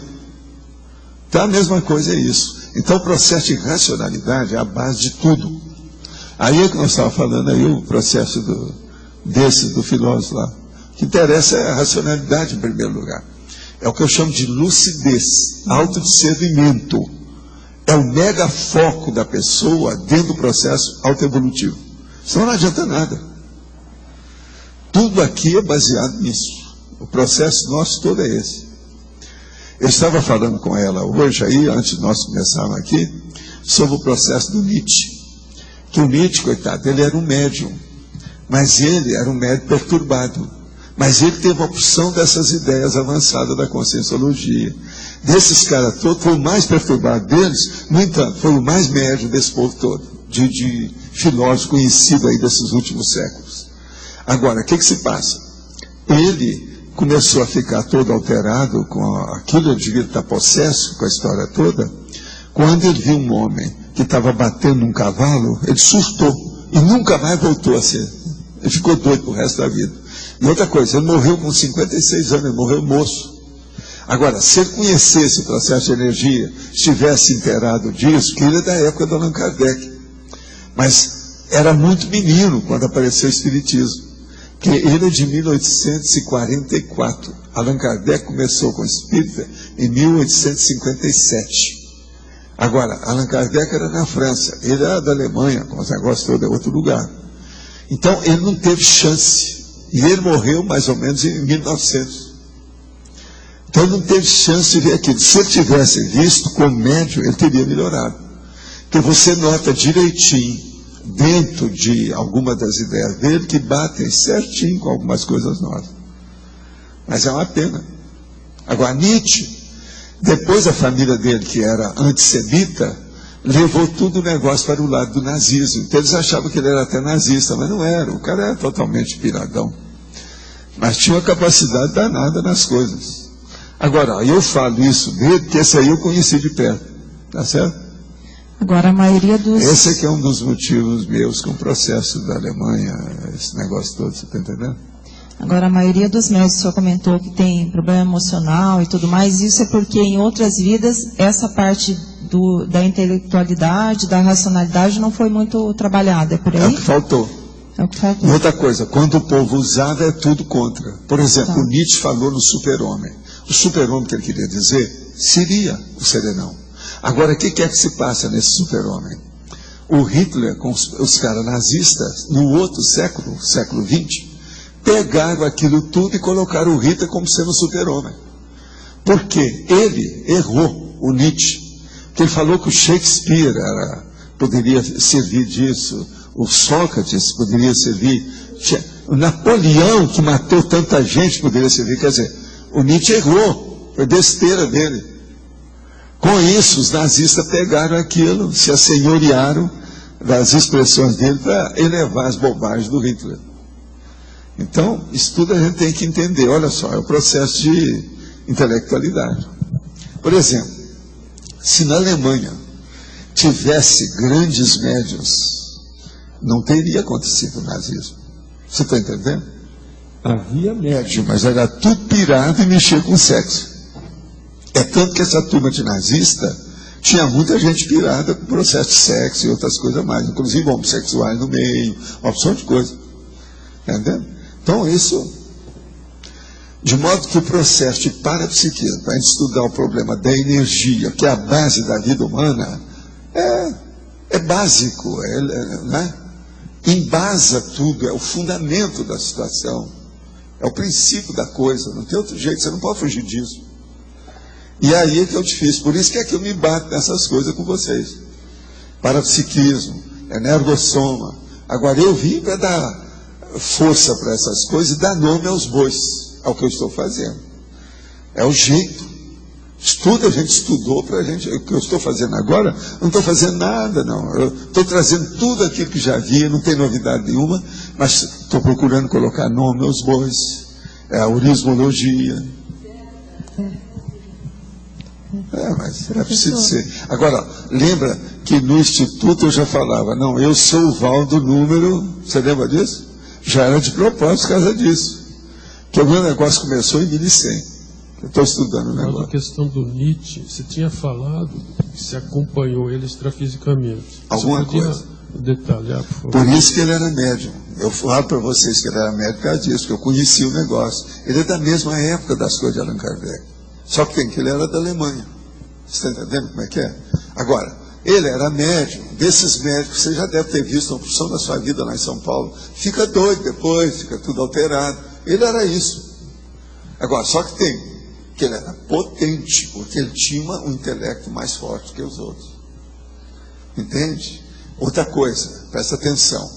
Ele não conseguia receber as mensagens do jeito que eu e o Chico recebíamos. Mas ele tinha ideia em matéria de aforismo. Aqui na mensagem mediúnica. Tudo dele não era escrito na base de aforismo, você não estudou os negócios aí? Tudo dele era assim. Outra coisa, ela mesma está chamando, olha, ele tem mega pensante em vocabulário. Tem. Ele usava essas coisas. Essa intelectualidade dele, ele não conseguiu usar isso para dominar o parapsiquismo. Não podia. Agora, ó, esse livro aqui, ó, que eu recomendei para vocês lerem, olha lá a parte que fala do Nietzsche. Vale a pena ver. Tem certas coisas aqui interessantes mesmo. Que vocês vão ver muita coisa parecida com aquilo que eu estou falando aqui. Mas, ó, eu vou ver só alguma coisa para vocês terem uma ideia. Quer ver uma coisa? Friedrich Wilhelm, quer dizer Guilherme Nietzsche, nasceu em 1844, morreu em 1900. Talvez o filósofo mais controverso e menos entendido. Ele era um alemão que falava do super-homem. E o cara aqui está falando, não é o Clark Kent, não. Tá certo? É o outro Kent, não é esse não. O que levou alguns a pensar que ele era um nazista. Isso foi depois, na época dos nazistas. Nietzsche foi influenciado pela filosofia de Schopenhauer, quer dizer, teve uma péssima influência, né? Cuja obra ele descobriu ainda jovem, mas era o que havia. Nietzsche levou o pessimismo e o ateísmo de Schopenhauer ao extremo niilismo. Sua frase controversa, Deus está morto. Ele estava certo, ele queria combater o processo da religião. Você está entendendo? Que é um atraso de vida. Também causou problema durante a sua vida, bem como depois da sua morte. Contudo, para ele havia muito mais que as suas visões provocativas do super-homem e de Deus. Agora, muitos rejeitam os últimos trabalhos de Nietzsche como um sintoma de sua crescente doença mental. Eles têm razão. Outros o saúdam como um pensador provocativo e original que influenciou gerações subsequentes de filósofos. Ele realmente influenciou muita gente depois que ele morreu. Agora, então, veja bem. Onde é que está falando aqui? Ó? Nervoso, extremamente sensível e infeliz nos assuntos referentes às mulheres, tipicamente de médium. Nietzsche foi amaldiçoado com problemas físicos e emocionais por toda a sua vida. É o médium de expiação, de provação, como eu chamo. E tornou-se tragicamente insano, sofrendo de um colapso mental depois de assistir a um homem bater em um cavalo. Ele correu para defender o animal e sofreu um colapso de loucura no qual nunca se recuperou. Ele passou a última década da sua vida sob os cuidados de sua mãe e depois de sua morte, da morte da mãe, passou os cuidados de sua irmã. Ela era antissemita e uma espécie de fascista, e seu papel em publicar seu legado contribuiu para rotular Nietzsche como nazista. Mais tarde, eles pegaram baseado nisso. Ele não era um filósofo que expôs uma teoria coesa como o empirismo ou idealismo. Era uma espécie de hospedeiro de um rádio falante, zangando. Está vendo? O cara está falando quase que ele é a médium. Zangando de forma divertida e efetiva contra as suas perturbações, que eram o cristianismo e a civilização ocidental. Ele metiu o pau nisso. Agora, Nietzsche chamou a moralidade cristã de moralidade escrava, acreditando que era uma doença social destrutiva, que transformava os indivíduos em ovelhas. Em seu lugar, ele defendia a filosofia do super-homem. Não são as nossas coisas? Esse é super-homem. Eu só não estou tão doido e nem também estou pegando um tacape para dar na cabeça dos outros. Alguma coisa sobre o super-homem dele. Ele queria dizer um homem liberto, um homem que um homem lógico, é isso. Agora, ele achava que o erro dele foi esse aqui. Nietzsche não acreditava que muitos super-homens já houvessem existido. Eu mesmo falei que na Terra tem no máximo 60 ao todo serenões. Mas citava Jesus, Sócrates, Shakespeare e Napoleão como modelos exemplares para qualquer super-homem em treinamento. Aí é que ele errou. Caiu do cavalo. Ele julgou tudo. Eu não. Eu fui estudar os caras, fui estudar 167 biografias, depois estudei mais ou menos uns 8 mais sério, e cheguei à conclusão, por exemplo, Jesus Cristo não era nada disso, ou nenhum desse aqui, o Sócrates não era nada disso, Shakespeare não era nada disso, Napoleão eu nem quis estudar, que é tanta bobagem que havia que não precisava estudar os negócios dele. Agora, veja, o super-homem de Nietzsche atingiria o mais alto potencial humano. Sua moralidade e seus valores estariam além do bem e do mal, que é o título de um de seus muitos livros, é baseado nisso. E ele não se elevaria acima do rebanho, ele se elevaria acima do rebanho. Olha lá o que é que ele fez, escala evolutiva das consciências. Ele é um monte, está lá na ponta, tem 13 antes dele. Vocês estão entendendo? Agora, eu tentei passar para ele nessas ideias junto com os nossos amparadores, mas nem tudo. O cara era piradão, era difícil. Aí não sei se fala da irmã dele, foi usada, ela era nazista e foi usada pelo nazismo para botar esse super-homem como uma raça superior. Aí, não, e o Hitler que era o super-homem, é isso que eles queriam, porque tudo, eles estavam, vamos dizer, sintetizando tudo e monopolizando tudo em cima da figura do Führer. Führer, que era o Hitler, que é o líder. Professor, a questão então da conscienciologia, na questão dos médios ainda, falando da questão dos acidentes e tudo. A conscienciologia, no caso, a gente está indo por um caminho bem diferente, levando isso mais para o racional, para o estudo, a questão, então, é que vai diminuir mais essas questões de acidentes, de emocionalismo, de problemas com isso. Eu, pelo menos, me bato nisso, né? Eu faço uma força nesse sentido, da turma entender isso aí. Não vão bancar o Nietzsche. E outra coisa, por que é que eu fui estudar os médios, tudo por aí afora? O Antônio chegou. Por exemplo, você nunca pensou que algum desses médios que eu andei estudando nessa vida, que eu tinha visto antes? Caraca, tinha muita gente muito mais velha do que eu. Eu comecei a estudar isso, era rapazinho, menino. Hein? O Antônio. O Antônio chegou. Por favor, passa isso para mim, para ele, por favor. São os novos, tá? Chegou aqui. Agora uma coisa, a nossa chefa não veio não, né? A Mabel não, né? Não tá. Mas olha, a dificuldade de manter a disciplina quanto ao trabalho com as energias está mais relacionada com a vontade débil ou a falta de auto-organização? Não, as duas coisas podem influir. É possível ter alguma disfunção na parafisiologia do holochakra que dificulte a circulação de energias e a instalação do EV? Como superar essa condição? Tem. Por exemplo, uma pessoa recebe um choque, um impacto. Por exemplo, um carro bate na testa dela. Ela, então, aquilo pode criar um problema no terceiro olho. Ela vai ter dificuldade no fronto chakra. Uma outra pessoa, já expliquei isso aqui, uma outra pessoa chega lá e mexe no pâncreas. Tira as coisas lá perto e vai mexer naquilo ali. Isso aí pode perturbar depois o processo do espraiamento da energia, que às vezes tem que mudar os chakras, a situação toda, a função. Isso tudo tem. É preciso ver como é que fica a situação. Agora, esse problema, por exemplo, vontade débil. Isso aí, se tem vontade débil, a pessoa é assediada. Se falta organização, a pessoa tem a síndrome da indisciplina, da desorganização. Se tem isso, a vida está toda alterada. Em sindromologia, a síndrome da infradotalidade energética da consciência casca grossa. Poderia explicar e dar exemplos e quais técnicas para ajudar a superar isso?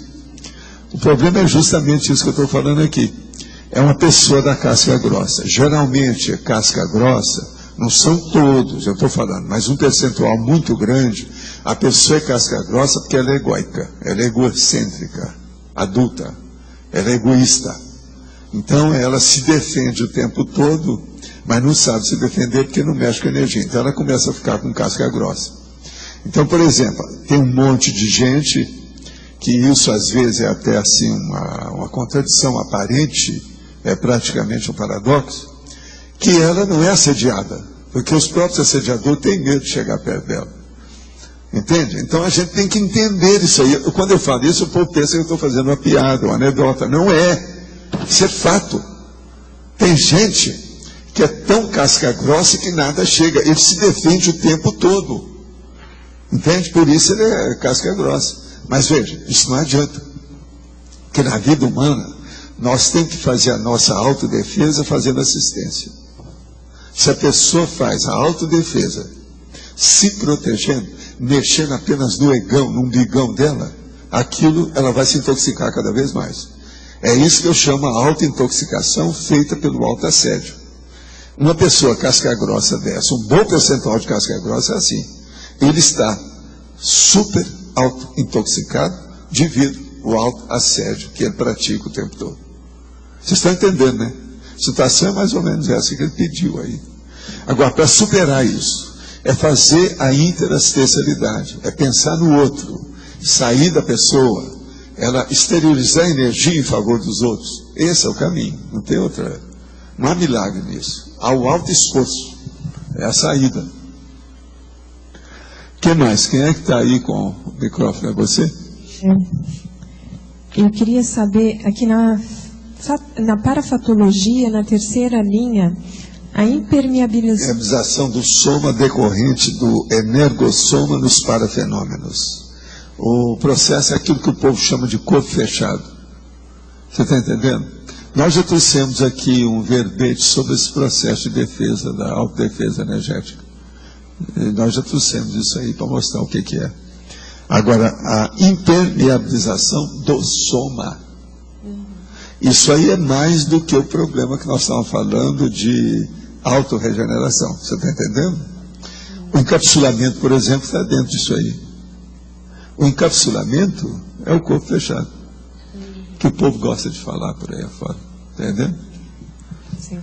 E também aqui na antagonismologia, sim, as ECs exteriorizadas com intenção anticosmoética. O senhor poderia falar um pouco mais sobre isso na relação da... O caso é o seguinte, ó, o antagonismo, energia consciencial exteriorizada com intenção cosmoética, versus energia consciencial exteriorizada com intenção anticosmoética. Então, por exemplo, não adianta nada a pessoa ter muita energia se ela tem má intenção.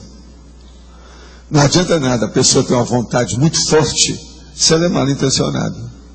Então não adianta nada isso aí. Outra coisa, não adianta nada uma pessoa ter uma força presencial enorme se a intenção dela não é boa.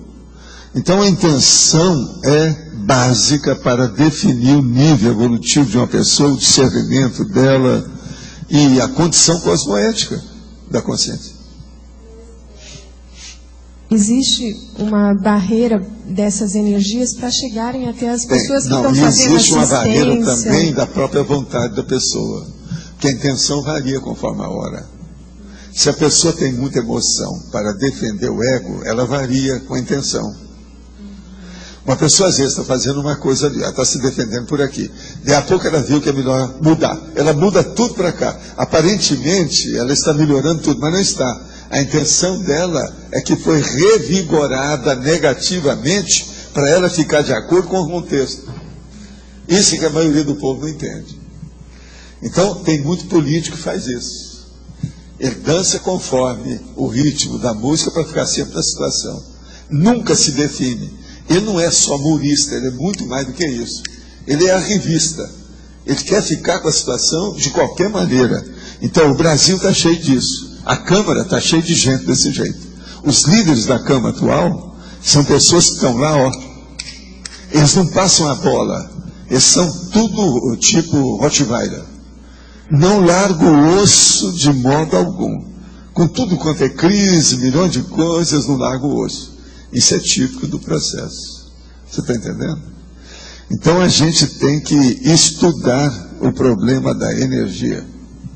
E a intenção atrás de todos esses fenômenos. A intenção, ela pode borrocar, estragar tudo quanto é manifestação da pessoa.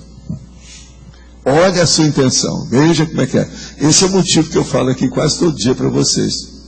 Sobre o problema de você não pensar mal dos outros. Que é a intenção, né? A intenção malévola. O Schadenfreude, eu mesmo já trouxe. Schadenfreude.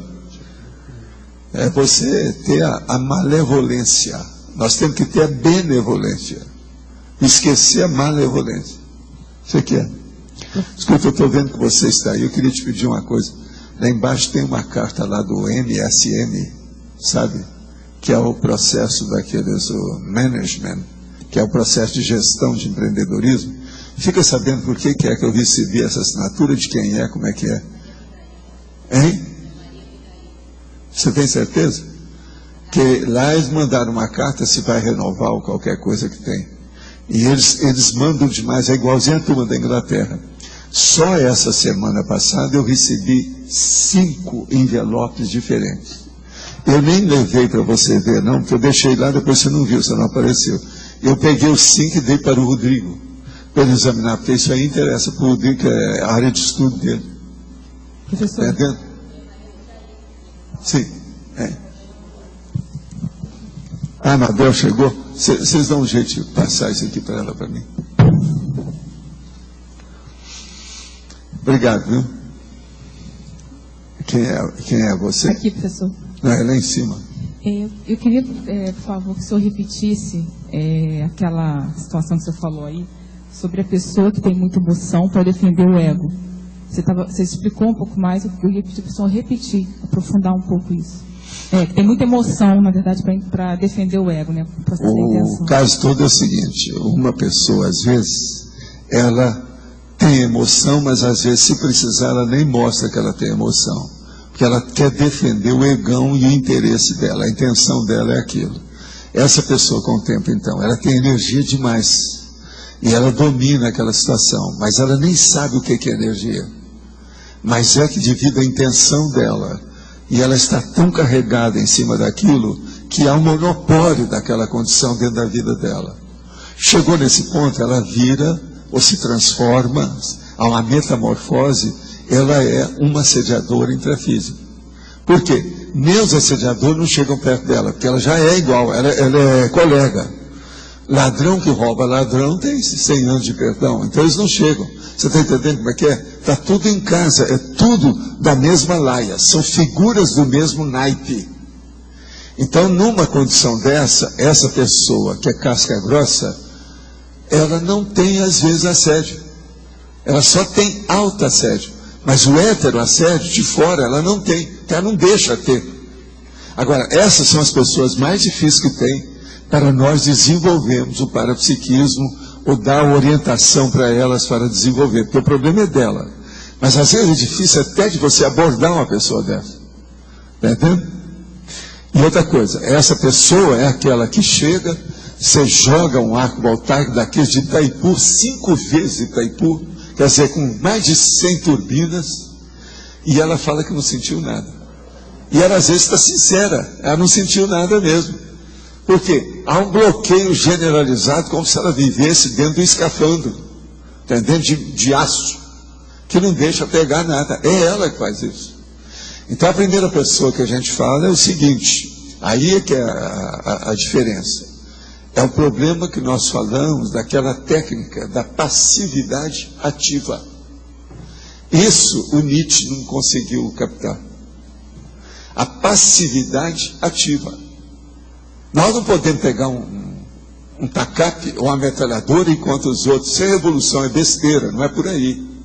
Agora, nós podemos fazer a sátira gaia, a não violência, a pacificação. Está entendendo? Aí é que é a diferença.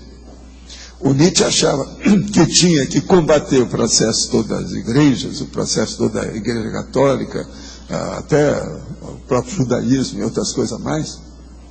Mas ele não viu que o processo nosso é de uma resistência, você está entendendo, da gente, passiva, positiva, dando exemplo daquela condição. Ele não chegou a isso.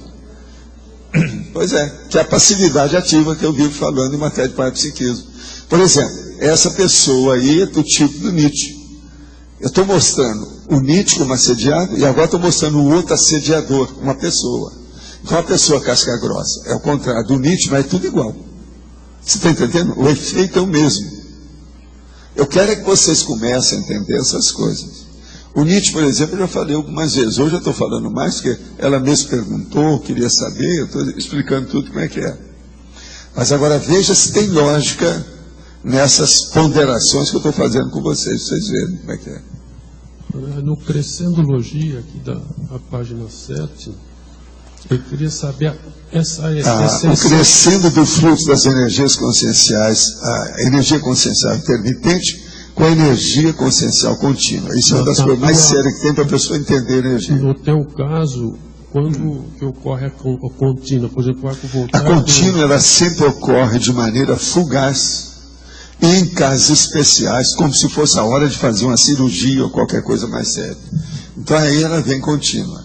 Agora, dentro da intermitência, há variações, que eu já mostrei aqui, numa segunda-feira, que às vezes no ar, por exemplo, vem assim, rom, rom, rom, rom.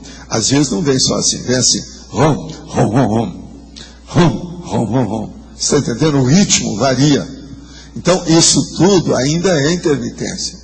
Agora, a contínua não é rom, e as vaias nunca dura muito a contínua. A dúvida se no ar... Porque a contínua exigiria mais e, às vezes, exige mais também do sistema nervoso. Isso pode criar problema para a pessoa que está soltando a energia. A contínua, então, seria, excepcionalmente, ela ocorre. Por exemplo, no arco voltaico chega a ocorrer a contínua? Não, às vezes tem a contínua no arco voltaico. É o processo da cirurgia invisível, às vezes é feito assim.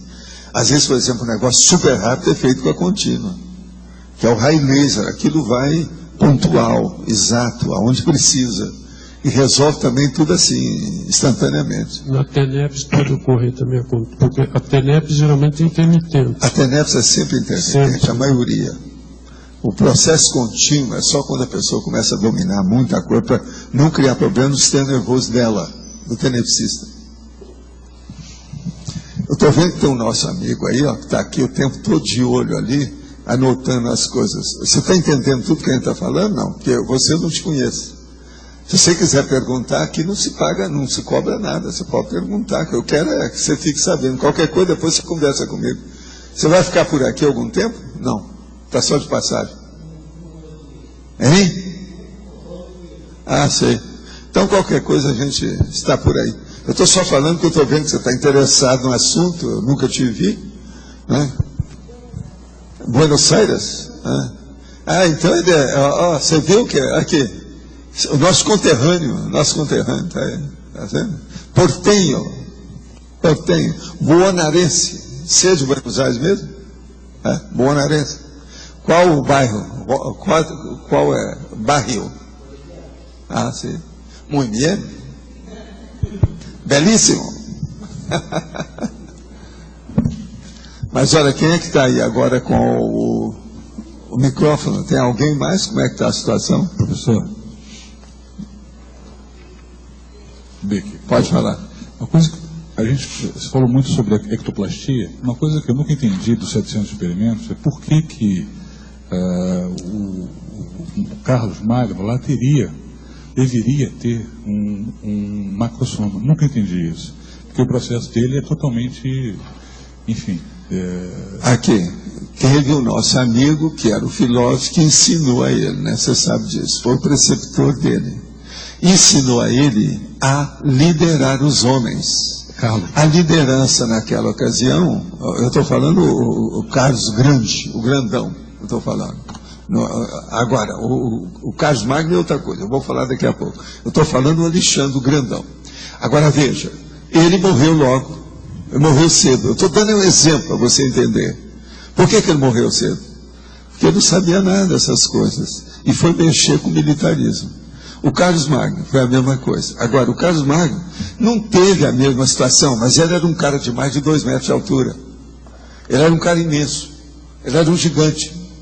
O gigante para aquele povo, naquela ocasião, qualquer um que aparecesse era líder. Porque qualquer coisa dava um pronto que dava um cara. Está entendendo? Porque o processo da força, eles davam muito valor para essas coisas. Era guerra com guerra, assim, guerra mais guerra, guerra mais guerra. Entendeu como é que é? Então o processo dele é o seguinte: se ele, por exemplo, tivesse estudado isso, teria sido outra coisa esse Carlos Magno. Ele conseguiu muito, a meu ver, porque devia de ter algum macrosoma para sustentar alguma coisa, para não ficar doido nem nada, porque um monte desses gigantes, eles acabam ficando fracos da cabeça, você sabe, né? Tem um monte deles. Vocês já viram aqueles caras de 2,40 m, 2,30 m? Ele às vezes não... É aquele samba que fala, né? No Brasil é o seguinte, ou é doente do pé, ou é doente do pé. Pois é, esses caras são mais ou menos assim, porque eles têm dificuldade para andar, por causa do joelho, que as pernas são muito compridas. Olha bem, aquele chinês que anda por aí, ele é todo assim, ri muito, etc. Parece bobo alegre, mas eu não sei o nível do QI dele, como é que é, mas para mim não é grande coisa, porque se fosse, ele já teria aparecido com isso, já teria aparecido, né? A coisa já teria aparecido, não era assim. Então é preciso examinar isso com calma. Você entendeu aí a diferença de uma coisa com outra? Agora, o que faltava para esse povo era entender o parapsiquismo. Agora, quem ensinou para esses caras, os preceptores deles, não entendia nada de parapsiquismo. A lástima que eu tenho, milenar, é o parapsiquismo. As religiões vieram e dominaram o parapsiquismo, é o modo delas para fazer a subjugação da clientela. Então você veja, manipula todo mundo através de uma demagogia muito grande, através da imposição de verdades absolutas, que é a demagogia deles, que é o processo. Então a falácia uma em cima da outra, criar até um negócio que estava chamando de ciência, que chama teologia, veja se é possível. Criar até um regime político que chama teocracia, que é uma coisa horrorível. E os filósofos estão nessa. Tem gente aí, ele estudou o processo da teocracia, quem fez, como é que foi e tal.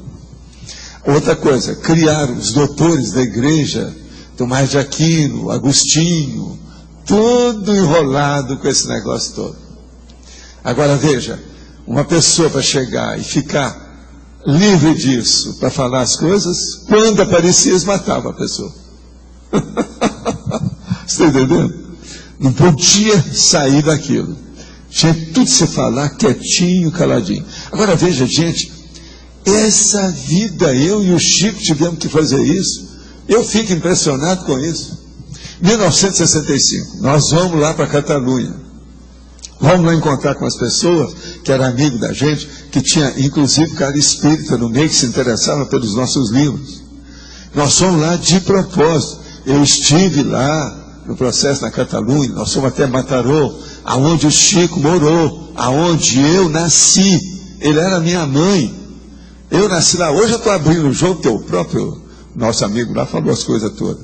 Agora, o que é que se passa? Tivemos lá para ver aquilo, mas a gente queria ver também umas pessoas que viveram lá e que tinham interesse. Eu mesmo tinha interesse, porque era gente do movimento espírita que a gente teve contato. O Zéfiro teve esse negócio todo.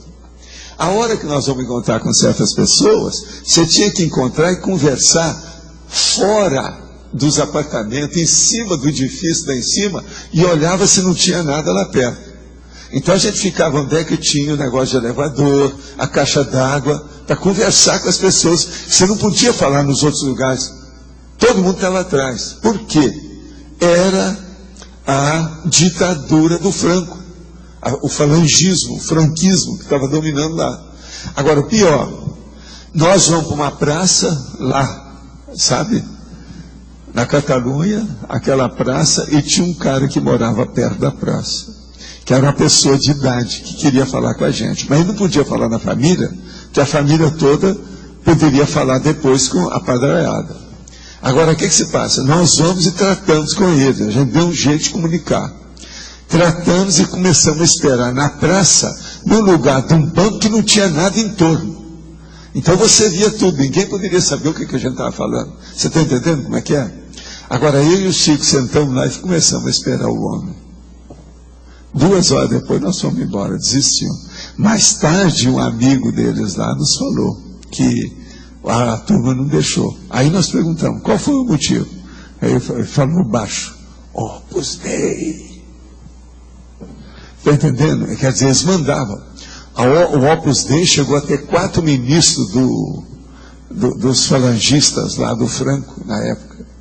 Agora veja, eu e o Chico sentimos a perseguição na pele, lá dentro numa viagem que nós fizemos em 65.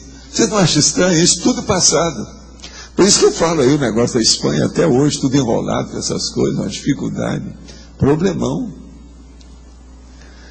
Esse foi o motivo que a gente começou a mexer, em primeiro lugar, em Barcelona, lá, né? Você sabe da história. A própria nossa amiga foi lá, a Sônia, eu mesmo dei força para ela, e falei os casos da monja, que a monja ia ajudá-la, porque a monja viveu lá na Catalunha.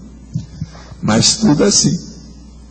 Agora, o melhor, na ocasião, eu conversei com algumas pessoas que eram espíritas, mas da parapsicologia, que era de Alicante. E eles sabiam de alguma coisa da minha vida passada, coisa que eu tinha contado. Então, eu falei assim, você não quer vir para fazer todo o seu trabalho aqui? Eu falei assim, não, aqui está muito atrasado demais. Não dá. Agora, isso nós já estávamos com o Instituto.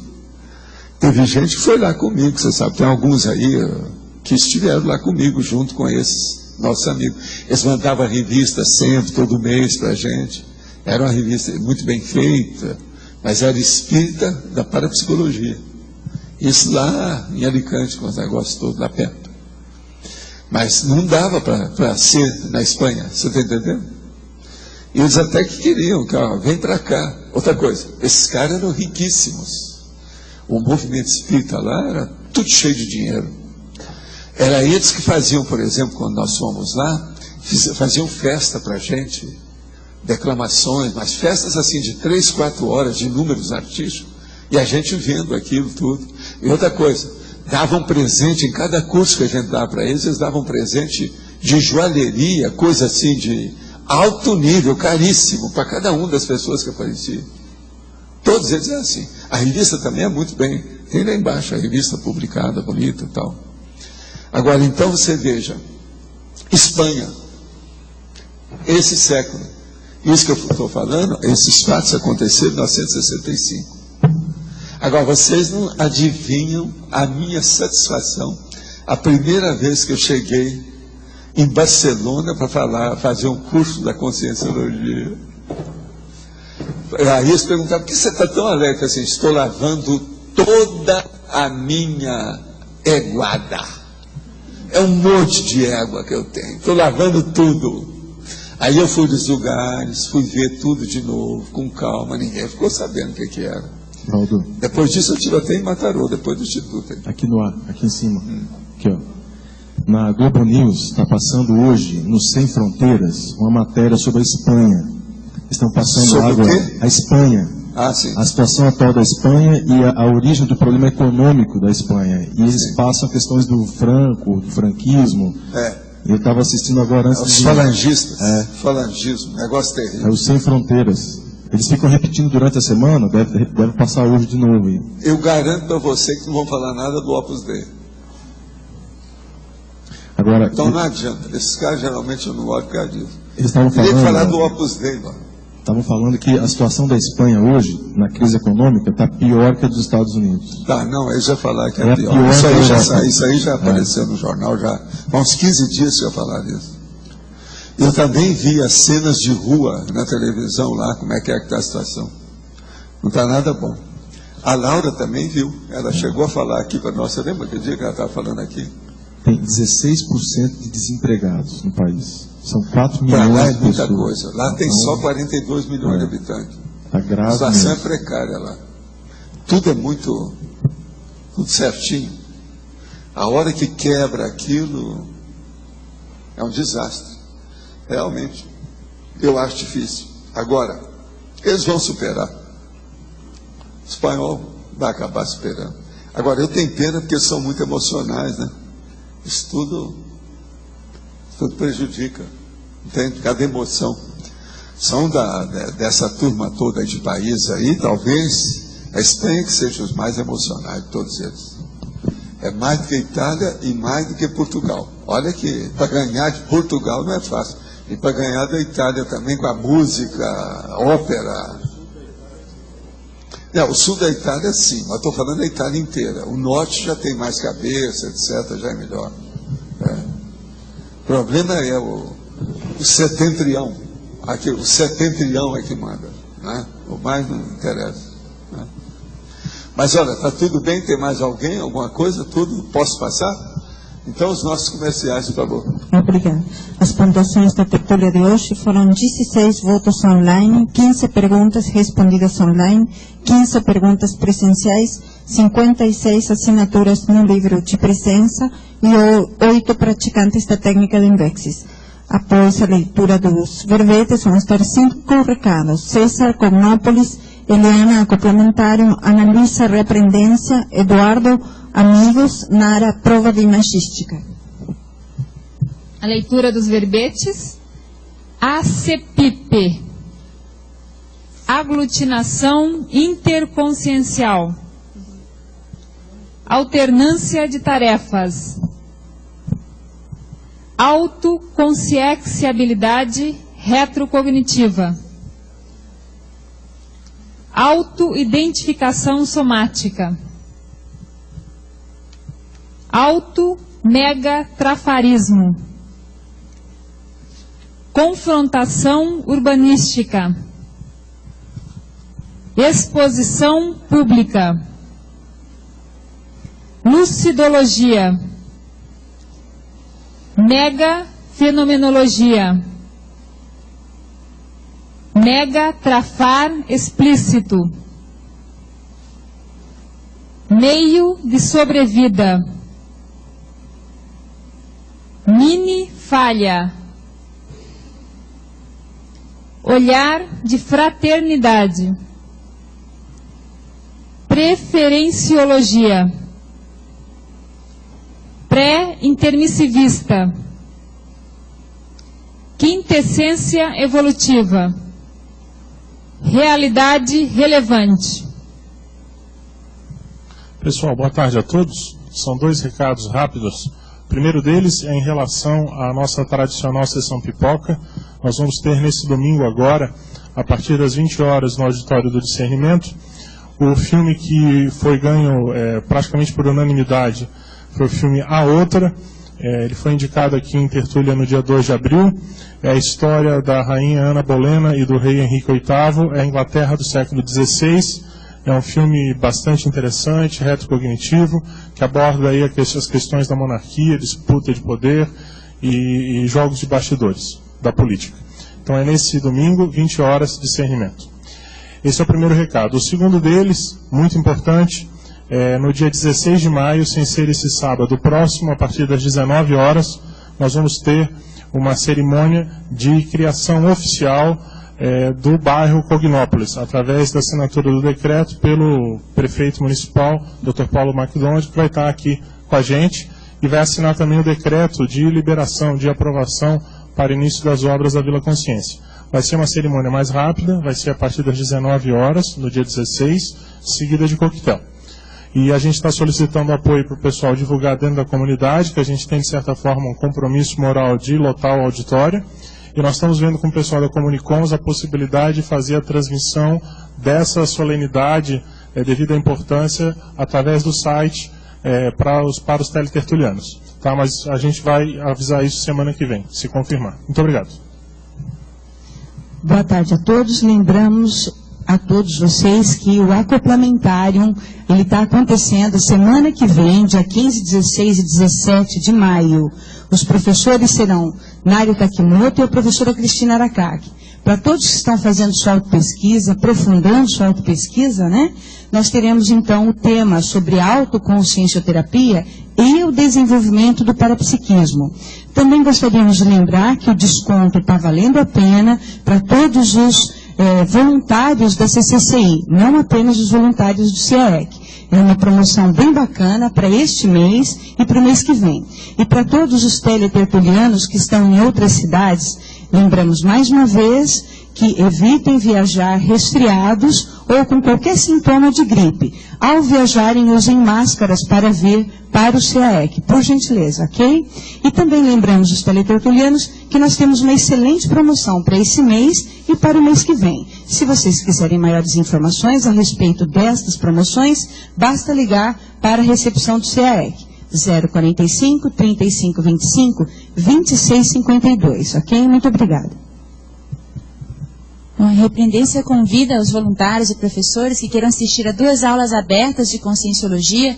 A primeira é hoje, às 15 horas, e o tema são estados alterados da consciência e parafenomenologia, com a professora Jacqueline Cohen. Então, a aula vai ser em inglês. Quem quiser assistir, é 15 horas até 17 horas.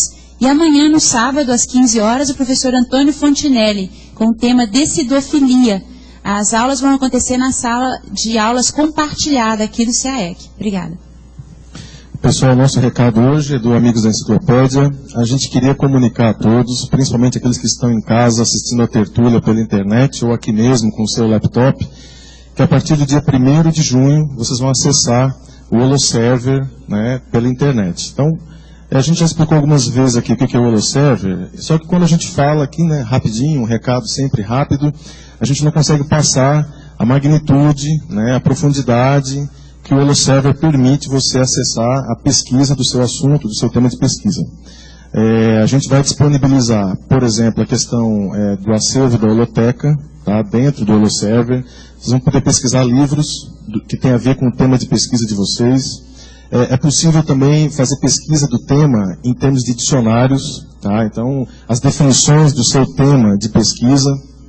E um tipo de teca que é bem interessante, que é você pesquisar o seu tema em todos os conteúdos publicados pela Editares. Tá? Então, qualquer tema de pesquisa você digita e vai dizer lá quantas vezes que o seu tema é citado numa obra ou em todas as obras da Conscienciologia.